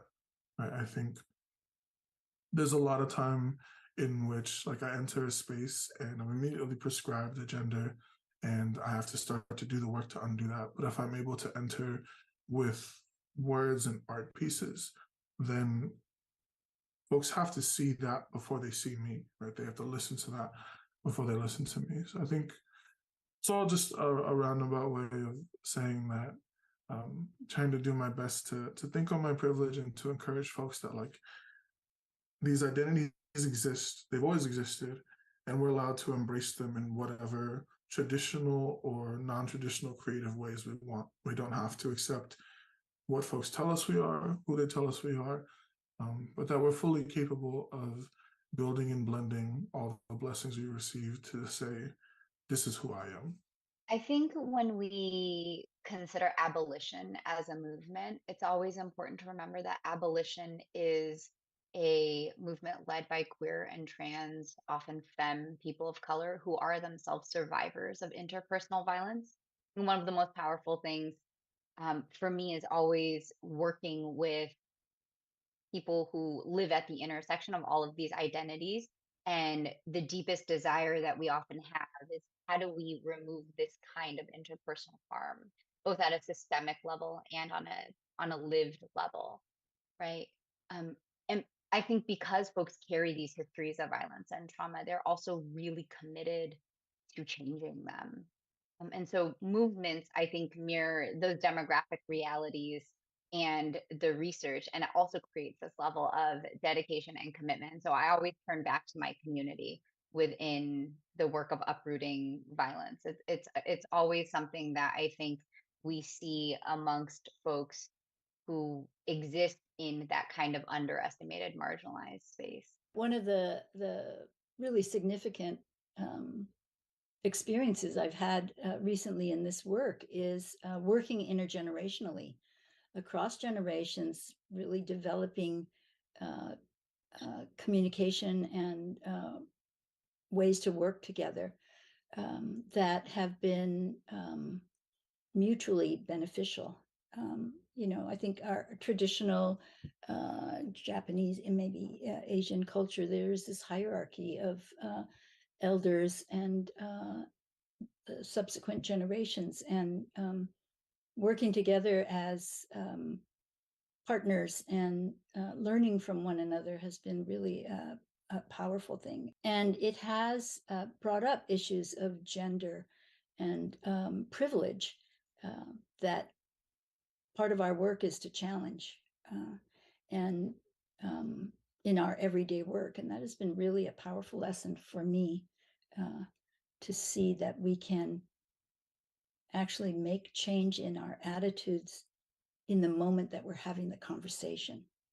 Well, I think for me, I've been just so honored and privileged to work in a number of different communities from early on, working alongside African-American attorneys at the Southern Poverty Law Center, part of MALDEF, and looking at ways in which undocumented Latinx students were discriminated against in terms of higher ed.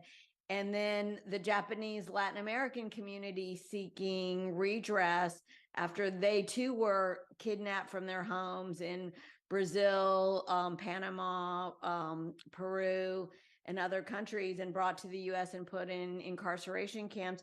And what I've seen is, these are common struggles. These are universal ways, really of, I would say, dehumanizing peoples.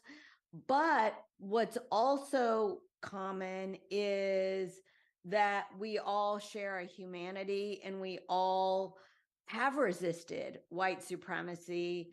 We will continue to resist white supremacy. We have a resilience across all of our communities when we come together, when we interrogate power. And I think, for me, what's so important is in seeking all of that is the self-actualization that is there, both for us individually as well as for our communities. And I think, what every single one of the folks on the panel has said, that when we come together, we are really able to do that in a way perhaps we haven't always. I think certainly we didn't need colonization to come together, and our communities did have those shared opportunities for redress.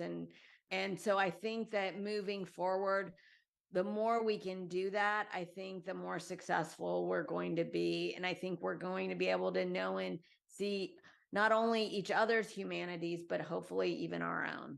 Thank you so much to everyone on this panel for making the time, sharing your energy, your wisdom, and your openness to sharing with us all today. And thank you to everyone tuning in. I would now like to introduce a very special musical performance for AAPI Heritage Month. It is my honor to introduce Shuba. Hey, what's up? I'm Shuba. I'm a singer, artist, and performer, and I am super excited and super honored to be headlining the 19th Represent Summit this year for AAPI Heritage Month. I am recording this set in the gorgeous Atlantic Studios in Hollywood, and we are so excited to perform some songs for you guys. So this song's not out yet, but it's called Misfit, and it's about feeling like you're out of place everywhere you go. I hope you guys like it. Okay.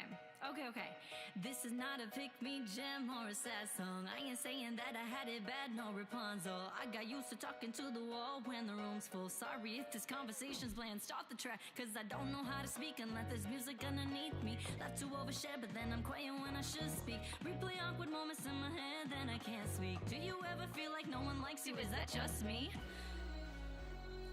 It seems like everyone's got their own lane, and I'm just trying to find my place, but I guess I'm just a misfit. If If there's a trend, I always miss it. It's kinda corny to admit this, but I've never been a cool kid. When I try too hard, it's more mess than hit. If my shine ain't broke, then why fix it? I take the norm and then I shift it. So I guess I'm just a misfit. Na na na na na na na na na na na na na na na na na na. I say what I think, then I play it off. My opinions are unpopular. I'm tired of hiding parts of myself and tired of trying to be someone else. It seems like everyone's got their own lane, and I'm just trying to find my place, but I guess I'm just a misfit. If there's a trend, I always miss it. It's kinda corny to admit this, but I've never been a cool kid. When I try too hard, it's more miss than hit. If my shine ain't broke, then why fix it? I take the norm and then I shift it. So I guess I'm just a misfit. Na na na na na na na na na na na na.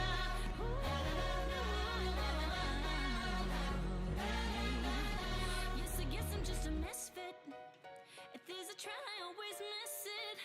It's kinda corny to admit this, but I've never been a cool kid. When I try too hard, it's more miss than hit. If my shine ain't broke, then why fix it? I take the norm and then I shift it. So I guess I'm just a misfit. Na na na na na na na na na na na na na na na na na na na na. When I try too hard, it's more miss than hit. If my shine ain't broke, then why fix it? I take the norm and then I shift it. So I guess I'm just a misfit.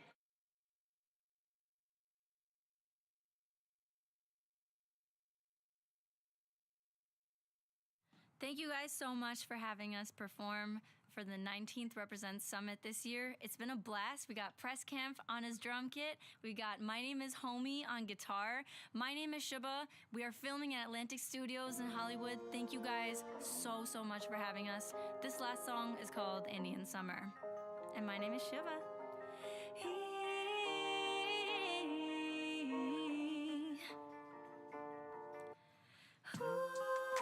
I took another risk, looking for a high, and I let him get a hit. Now he wants an Indian summer. Ooh, I love to make it drip. No vanilla skies when I kiss him on the lips. Now he wants an Indian summer. Paradox. Hand on my hands and whiskey on the rocks.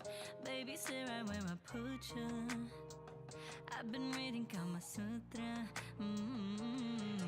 If you want to, you can make me wet just like a monsoon. Tell me everything you're gonna do. Run your fingers on my tattoos. Let him feel the hot sun, marinate ice. Yeah, he love my passion. Spice, brown cinnamon, cause he loved my brown eyes. Gave it to him once, now he wanna hit twice. Ooh, I took another risk high and I let him get a hit. Now he wants an Indian summer. Ooh, I love to make it drip. No vanilla skies when I kiss him on the lips. Now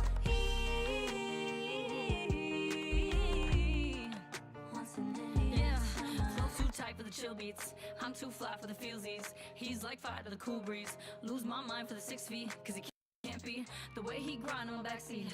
Up and down till I can't breathe. Pass out when he kissed me. Lose track of time when it's in me. Whoa, I'm supposed to be a lady. They say I'm going crazy. Guess I messed my head up when people were calling me Miss Shady. Just shut your mouth, embrace me, or I'll go Patrick Swayze. I'm either heaven sent or Robin sent from Hades. Carved from the top, not in the plot. I'm gonna rob my body's in hell. Now, angels of God making a mark, looking at me 10 feet when I fell down. If you want our innocence, don't flood our screens with all the shit. You can never tell a brown baddie when it's time to quit. Hey, looking for a high and I let him get a hit. Now he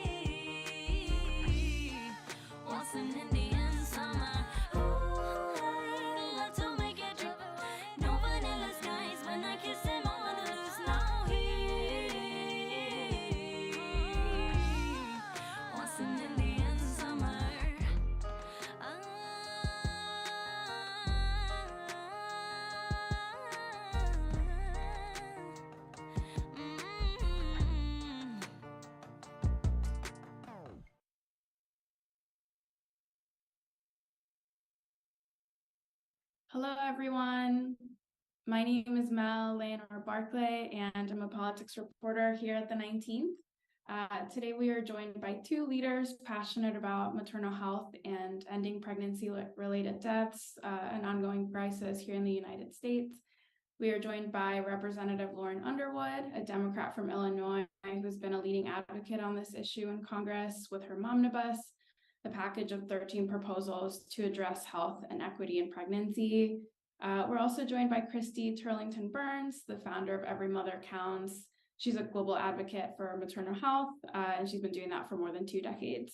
I wanted to start our conversation by recognizing that there's a lot of community work that's going on here to address the issue of maternal mortality. And there are a lot of community-based groups and advocates that are fighting to support pregnant people, a lot of them with limited resources.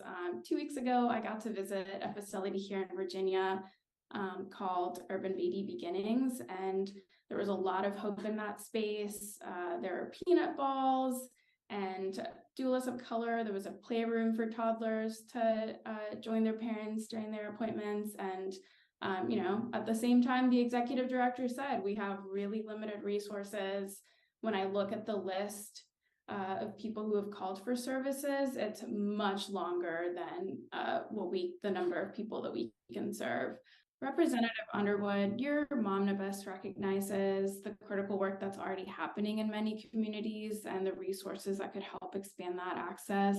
Can you talk about some local or multi-state efforts that give you hope and drive your advocacy for this legislation? Well, Mel, I'm so encouraged because these organizations are on the ground in every community across the country doing the work, and they have been doing it for years, oftentimes without the benefit of federal support. I'm honored to represent the state of Illinois, and in our state, we have community-based doula groups, and midwifery groups. We have organizations that address social determinants of health like housing and nutrition and environmental conditions. And these organizations have literally been working with families long before the federal government was paying attention to our maternal health crisis. And so one of my top priorities as the co-founder and co-chair of the Black Maternal Health Caucus is to ensure that these types of organizations have the funding that they need to provide care and support and services that moms need before, during, and after pregnancy. And for the first time in the federal funding bill that was signed into law this past December, we have a couple $1 million now available for these types of organizations to get funding. Now, we have a bill in the Momnibus called the Kira Johnson Act that we're working to pass to offer like a couple $100 million, right? But this is a good first step to demonstrate the value for communities and how such a program could work at scale. Yeah. Christy, your organization has turned to grant making in the US to help address this country's maternal mortality crisis. You've talked about the surprise that overcomes people abroad when you tell them about the statistics in the US. I'm curious about some of the efforts on the ground here that give you hope. What kinds of efforts at the community level do you think are really critical in the US right now? Yeah, I mean, to Representative Underwood's point, there have been folks doing this work for many, many, many years. And I've been fortunate enough to be able to meet, work alongside them, and then support their work at the community level while we're waiting for more funds to come in and be allocated to their incredible care. It's been an interesting ride to see the conversation shift from a global one to a more targeted focus here in the US, where we spend more per capita on healthcare than any other nation, and to see the outcomes that we do in this country with the rising maternal mortality rate in the States.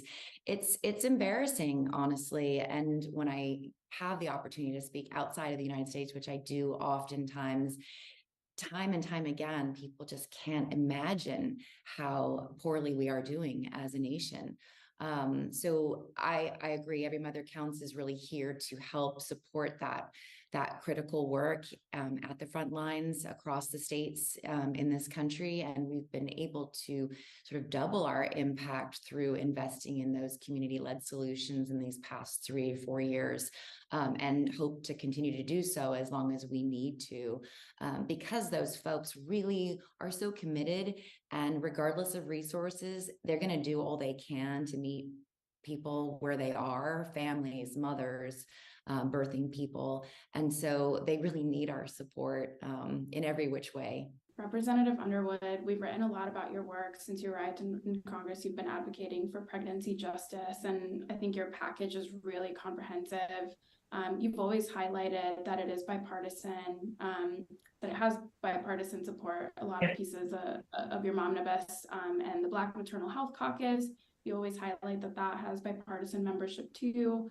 What pieces of your package have the most bipartisan support? And can you also single out for us the pieces that do not, so that it's clear to our audience? Sure. So the Momnibus is a set of 13 evidence-based bills to comprehensively address the causes of maternal mortality, morbidity, and disparities in the United States.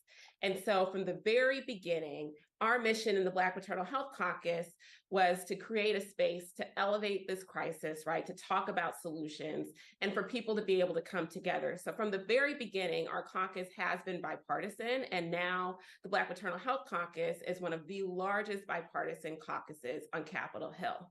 The Momnibus came out of this group, which was bipartisan from the beginning. And so several bills within the Momnibus do have bipartisan support.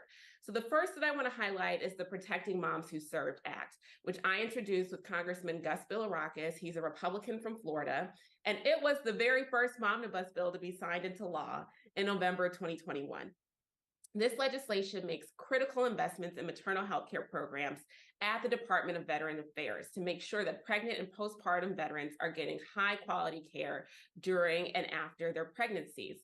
And so Congressman Bilirakis and I are teaming up again. We're bringing the team back to reintroduce the Maternal Health for Veterans Act in the Momnibus this Congress. And so it's going to extend funding from the bill that we got signed into law. So that's one. Another bill, the Moms Matter Act, that one's led by Congresswoman Lisa Blunt Rochester of Delaware. She's a Democrat, and Congressman Brian Fitzpatrick, a Republican from Pennsylvania. And this is the legislation that's going to provide funding to address maternal mental health conditions and substance use disorders.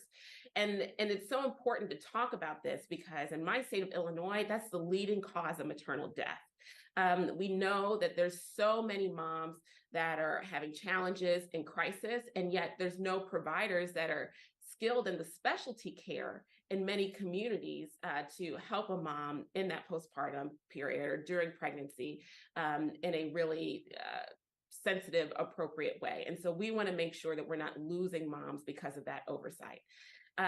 The next bill that I want to highlight is the Text to Save Moms Act. And so this one's actually bipartisan in the Senate.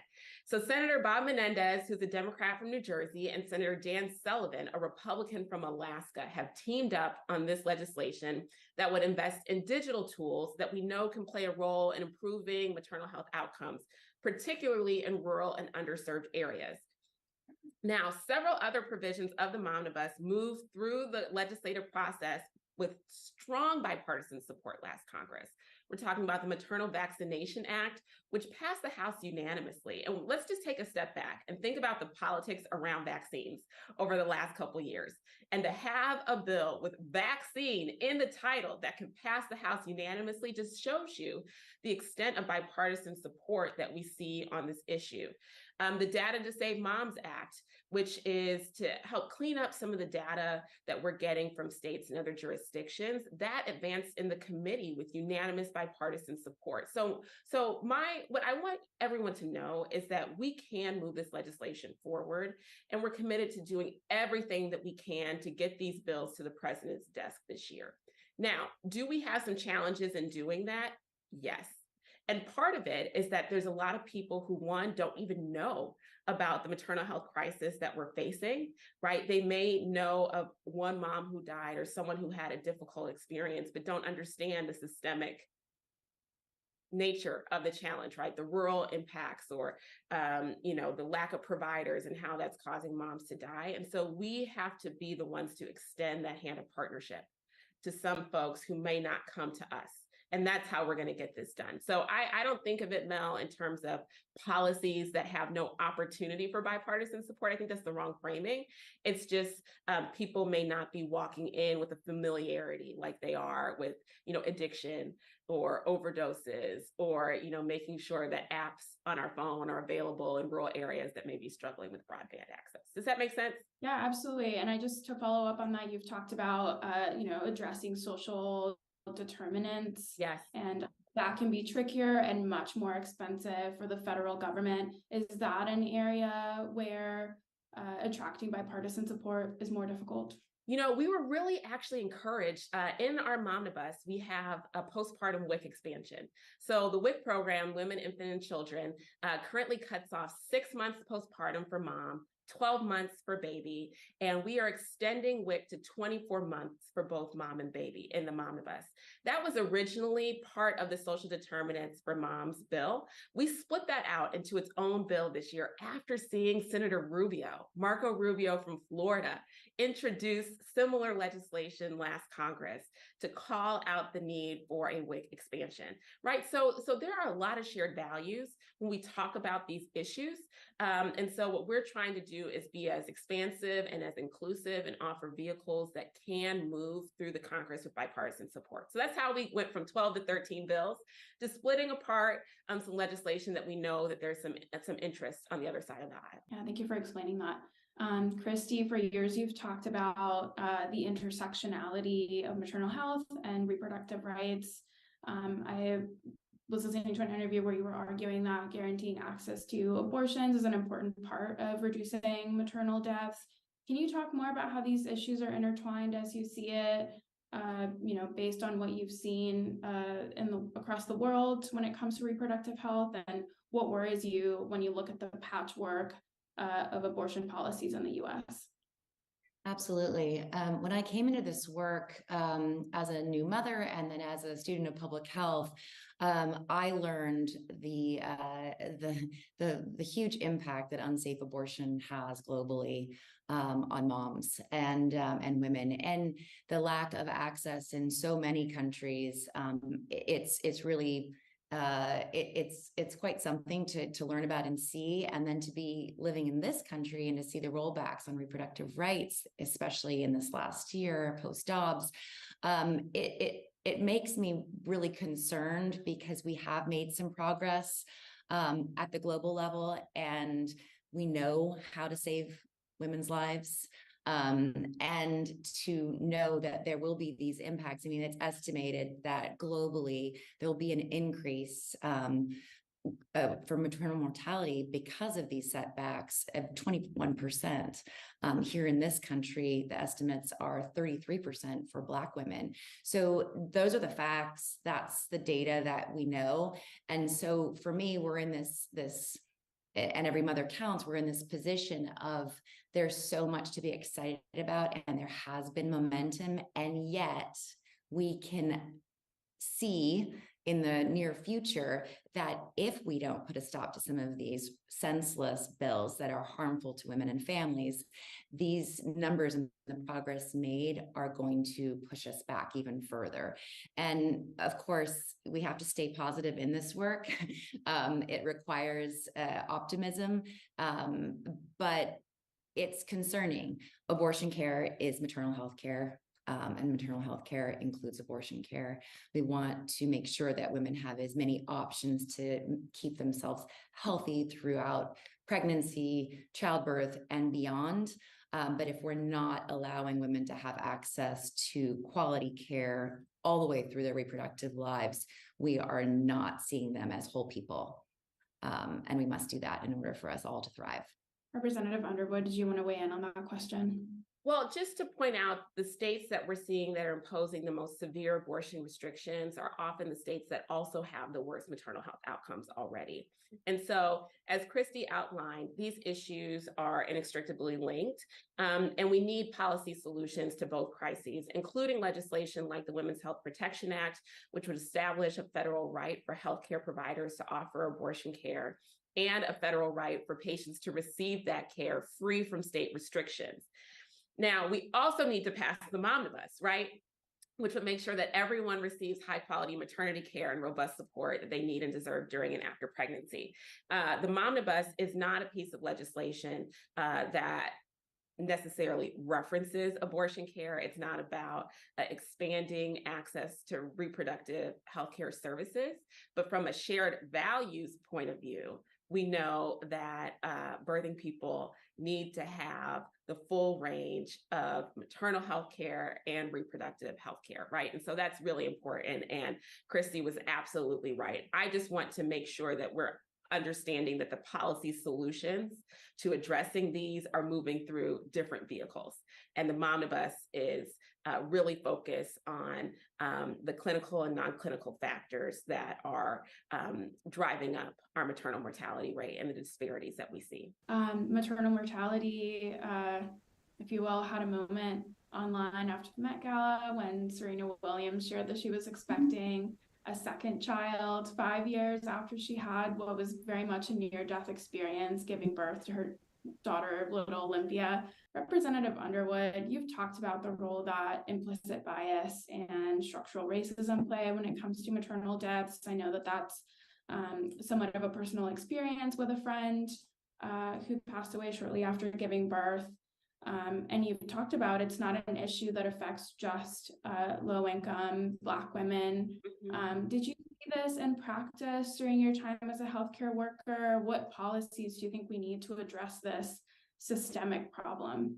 So we know that there's both implicit bias and explicit bias, aka racism, in the delivery of maternity care specifically, in our healthcare system more broadly, and throughout society, obviously. And so we need comprehensive policies to address all of it. Now, there is funding for implicit bias trainings within the Momnibus, which can be a meaningful tool when implemented consistently and with significant institutional commitment, right? So, for example, a 1-hour webinar once a year, once every 2 years, talking about bias just is not going to cut it, right? We need healthcare systems to be committed to changing the culture within their institutions, and we need providers to be held accountable for completing these trainings consistently. We're seeing Black moms die at a rate that's 3 to 4 times higher than the rate of white moms, regardless of income, education, or any other demographic factor. Racism is the cause, and we need to address racism in our healthcare system head on. But we also need to diversify what we call our perinatal workforce. So that's everybody from our obstetricians and midwives to doulas, lactation consultants, right? Like the whole universe of providers that's taking care of pregnant people in our country, so that every person can receive maternity care from someone that they trust. We want moms to have a choice in providers. And so recent studies have really shown that the risks are especially pronounced for Black moms and babies. And so within the Momnibus, we have a bill, for example, called the Protecting Moms and Babies Against Climate Change Act, to address things like air pollutants and extreme heat and other climate change related risks through through community-based investments. Now, I bring that up because we know that systemic challenges can manifest through social determinants, right? Like redlining is an issue. So then, certain communities have to live in certain neighborhoods based on historic redlining trends in their cities, and then they're having negative maternal and infant health outcomes. We need to be specific about our solutions to address some of these societal challenges or harms that have been imposed over the years. And we do that within the Momnibus. We cannot solve our nation's maternal health crisis if we don't tackle the root causes of racism that are driving these deaths and disparities. Thank you for putting that so clearly. Christy, I saw you nodding pretty energetically, and I know that when it comes to training healthcare workers and a wide range of them, that's an issue that your organization has been working on for a long time. Can you tell me about the importance of this diverse array of workers? Like the representative just mentioned, it's not just OBs, it's nurses, doulas, midwives. How does that serve pregnant patients, and how does that reduce risk as you've seen it? Yeah, absolutely. I mean, I think that the sort of maternity care ecosystem is far broader than most people realize. And to make midwifery care available to more people as an option for low-risk pregnancies, it should be one of those, choices that women have going in to this experience. And as well, doulas. I mean, there's been a lot of talk about doula care and a lot of research and evidence that's been produced to be able to back up that care.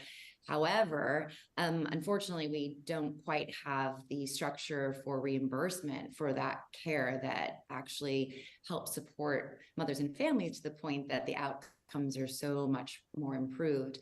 So we're really trying to amplify the healthcare worker sort of models that are proven to have better outcomes, provide that more holistic, compassionate care that every patient deserves and should have at their accessibility, and to also advocate on their behalf so that they are compensated fairly and equitably, and that they are reimbursed, so that we're having this be a line of a pipeline that can also be built and grown, right? That we know the demand is there. We know the populations who are suffering most from poor outcomes. And if we can train more folks to be able to be there in the communities to serve them with culturally congruent care, with respectful care, we know that we'll see a huge change. So it's very, very important. It's part of why one of the many reasons why we're so excited about the Momnibus, because it really calls out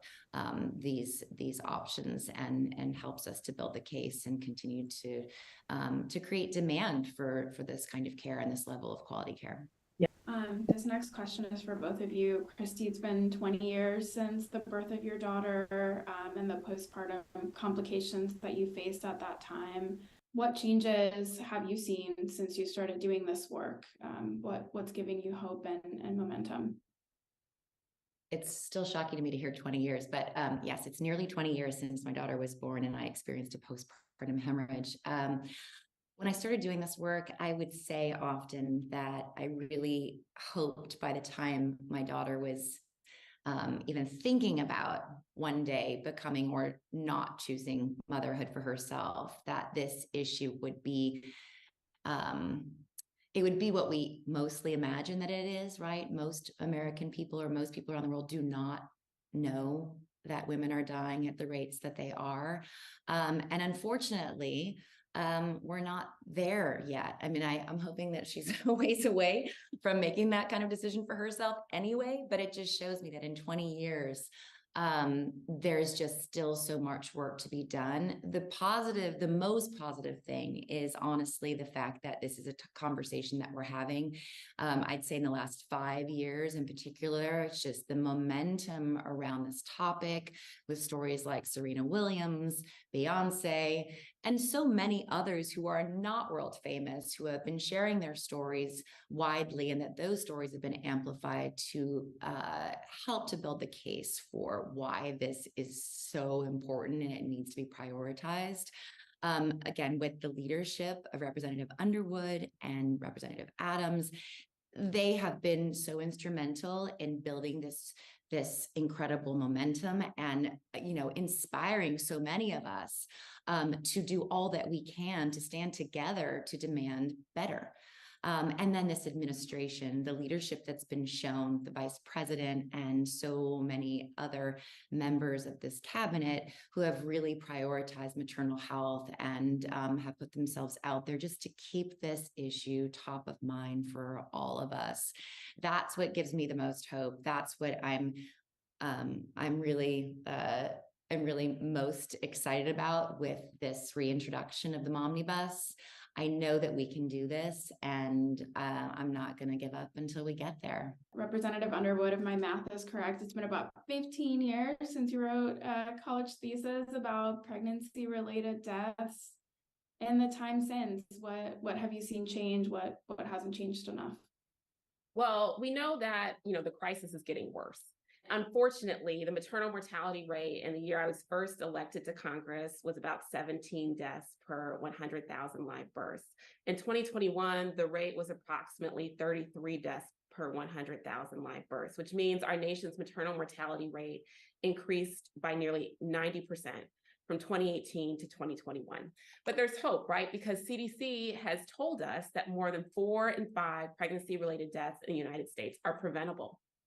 And so we can end this crisis if we have the will to advance a solution that meets the scale of the problem. And the Momnibus is that solution. Now, another change that I've seen is the increasing recognition for the need for this legislation. So when I first introduced the Momnibus in the 116th Congress with then Senator, now Vice President Kamala Harris, we had 23 original co-sponsors in the House. We came back in the 117th Congress with Senator Cory Booker, and we got up to 82 co-sponsors in the House, right? When we introduced this bill in May for the 118th Congress, we had 181 original co-sponsors in the House, right? So we're working with of members of Congress, and then these great partners like Christie and Every Mother Counts and other organizations that have just been leading the way and increasing our cultural awareness of both the problem and solutions. I know that we're going to be able to get this legislation across the finish line and to the president's desk this year. We obviously have to, but what I will say is this: as we've been talking about the scope of the problem, we've also been lifting up solutions beyond legislative solutions, right? So with every film that Christie produces, right, we're talking about the impact of birth workers. We're talking about the impact of doula care. We're talking about community-led, women-led solutions to saving each other. And that is such an empowering message, right? So we're not talking about something where we're waiting for someone to be benevolent, to just turn their attention to us and then save us, right? We're talking about solutions that our community as pregnant people have identified as the solutions that we want that will work to save lives. And so I've also seen that discussion really advance in a positive way. And so, I think that, Christie used the word momentum, and I think that's the exact right word to describe where we are right now. A solution is in sight. It's not even far on the horizon, and we just have to get there. Well, thank you so much. I hope that this conversation contributes to the cultural awareness that we're talking about. And I do appreciate your time today and all the time that you've already dedicated to this issue. Thanks, Mel. Thanks so much. Thanks to you, Mel, and the rest of today's moderators and speakers. I also want to extend another round of thanks to those who have made our 4th annual 19th Represents Summit possible, including founding sponsors, the National Women's Law Center and the Stardust Fund, and our supporting sponsors, the Barbara Lee Family Foundation and the Tory Burch Foundation. We'd also like to thank our national media partner, The Washington Post, as well as our local media partners, Block Club Chicago, CityCast Chicago, City Bureau, and the Chicago Independent Media Alliance. And finally, our academic partner, Northwestern's Medill School of Journalism. And of course, thanks to all of you for tuning in. Be sure to come back tomorrow. This time it'll be 3 p.m. Eastern for our final day of Summit. We'll be talking about gender equality and economic mobility with Second Gentleman of the United States, Douglas Emhoff, entrepreneur and financial expert Vivian Tu, and many more. The conversations will be live in Chicago. If you're in the area and would like to join in person, there's still time to register. Visit summit.19thnews.org to sign up. We'll see you tomorrow.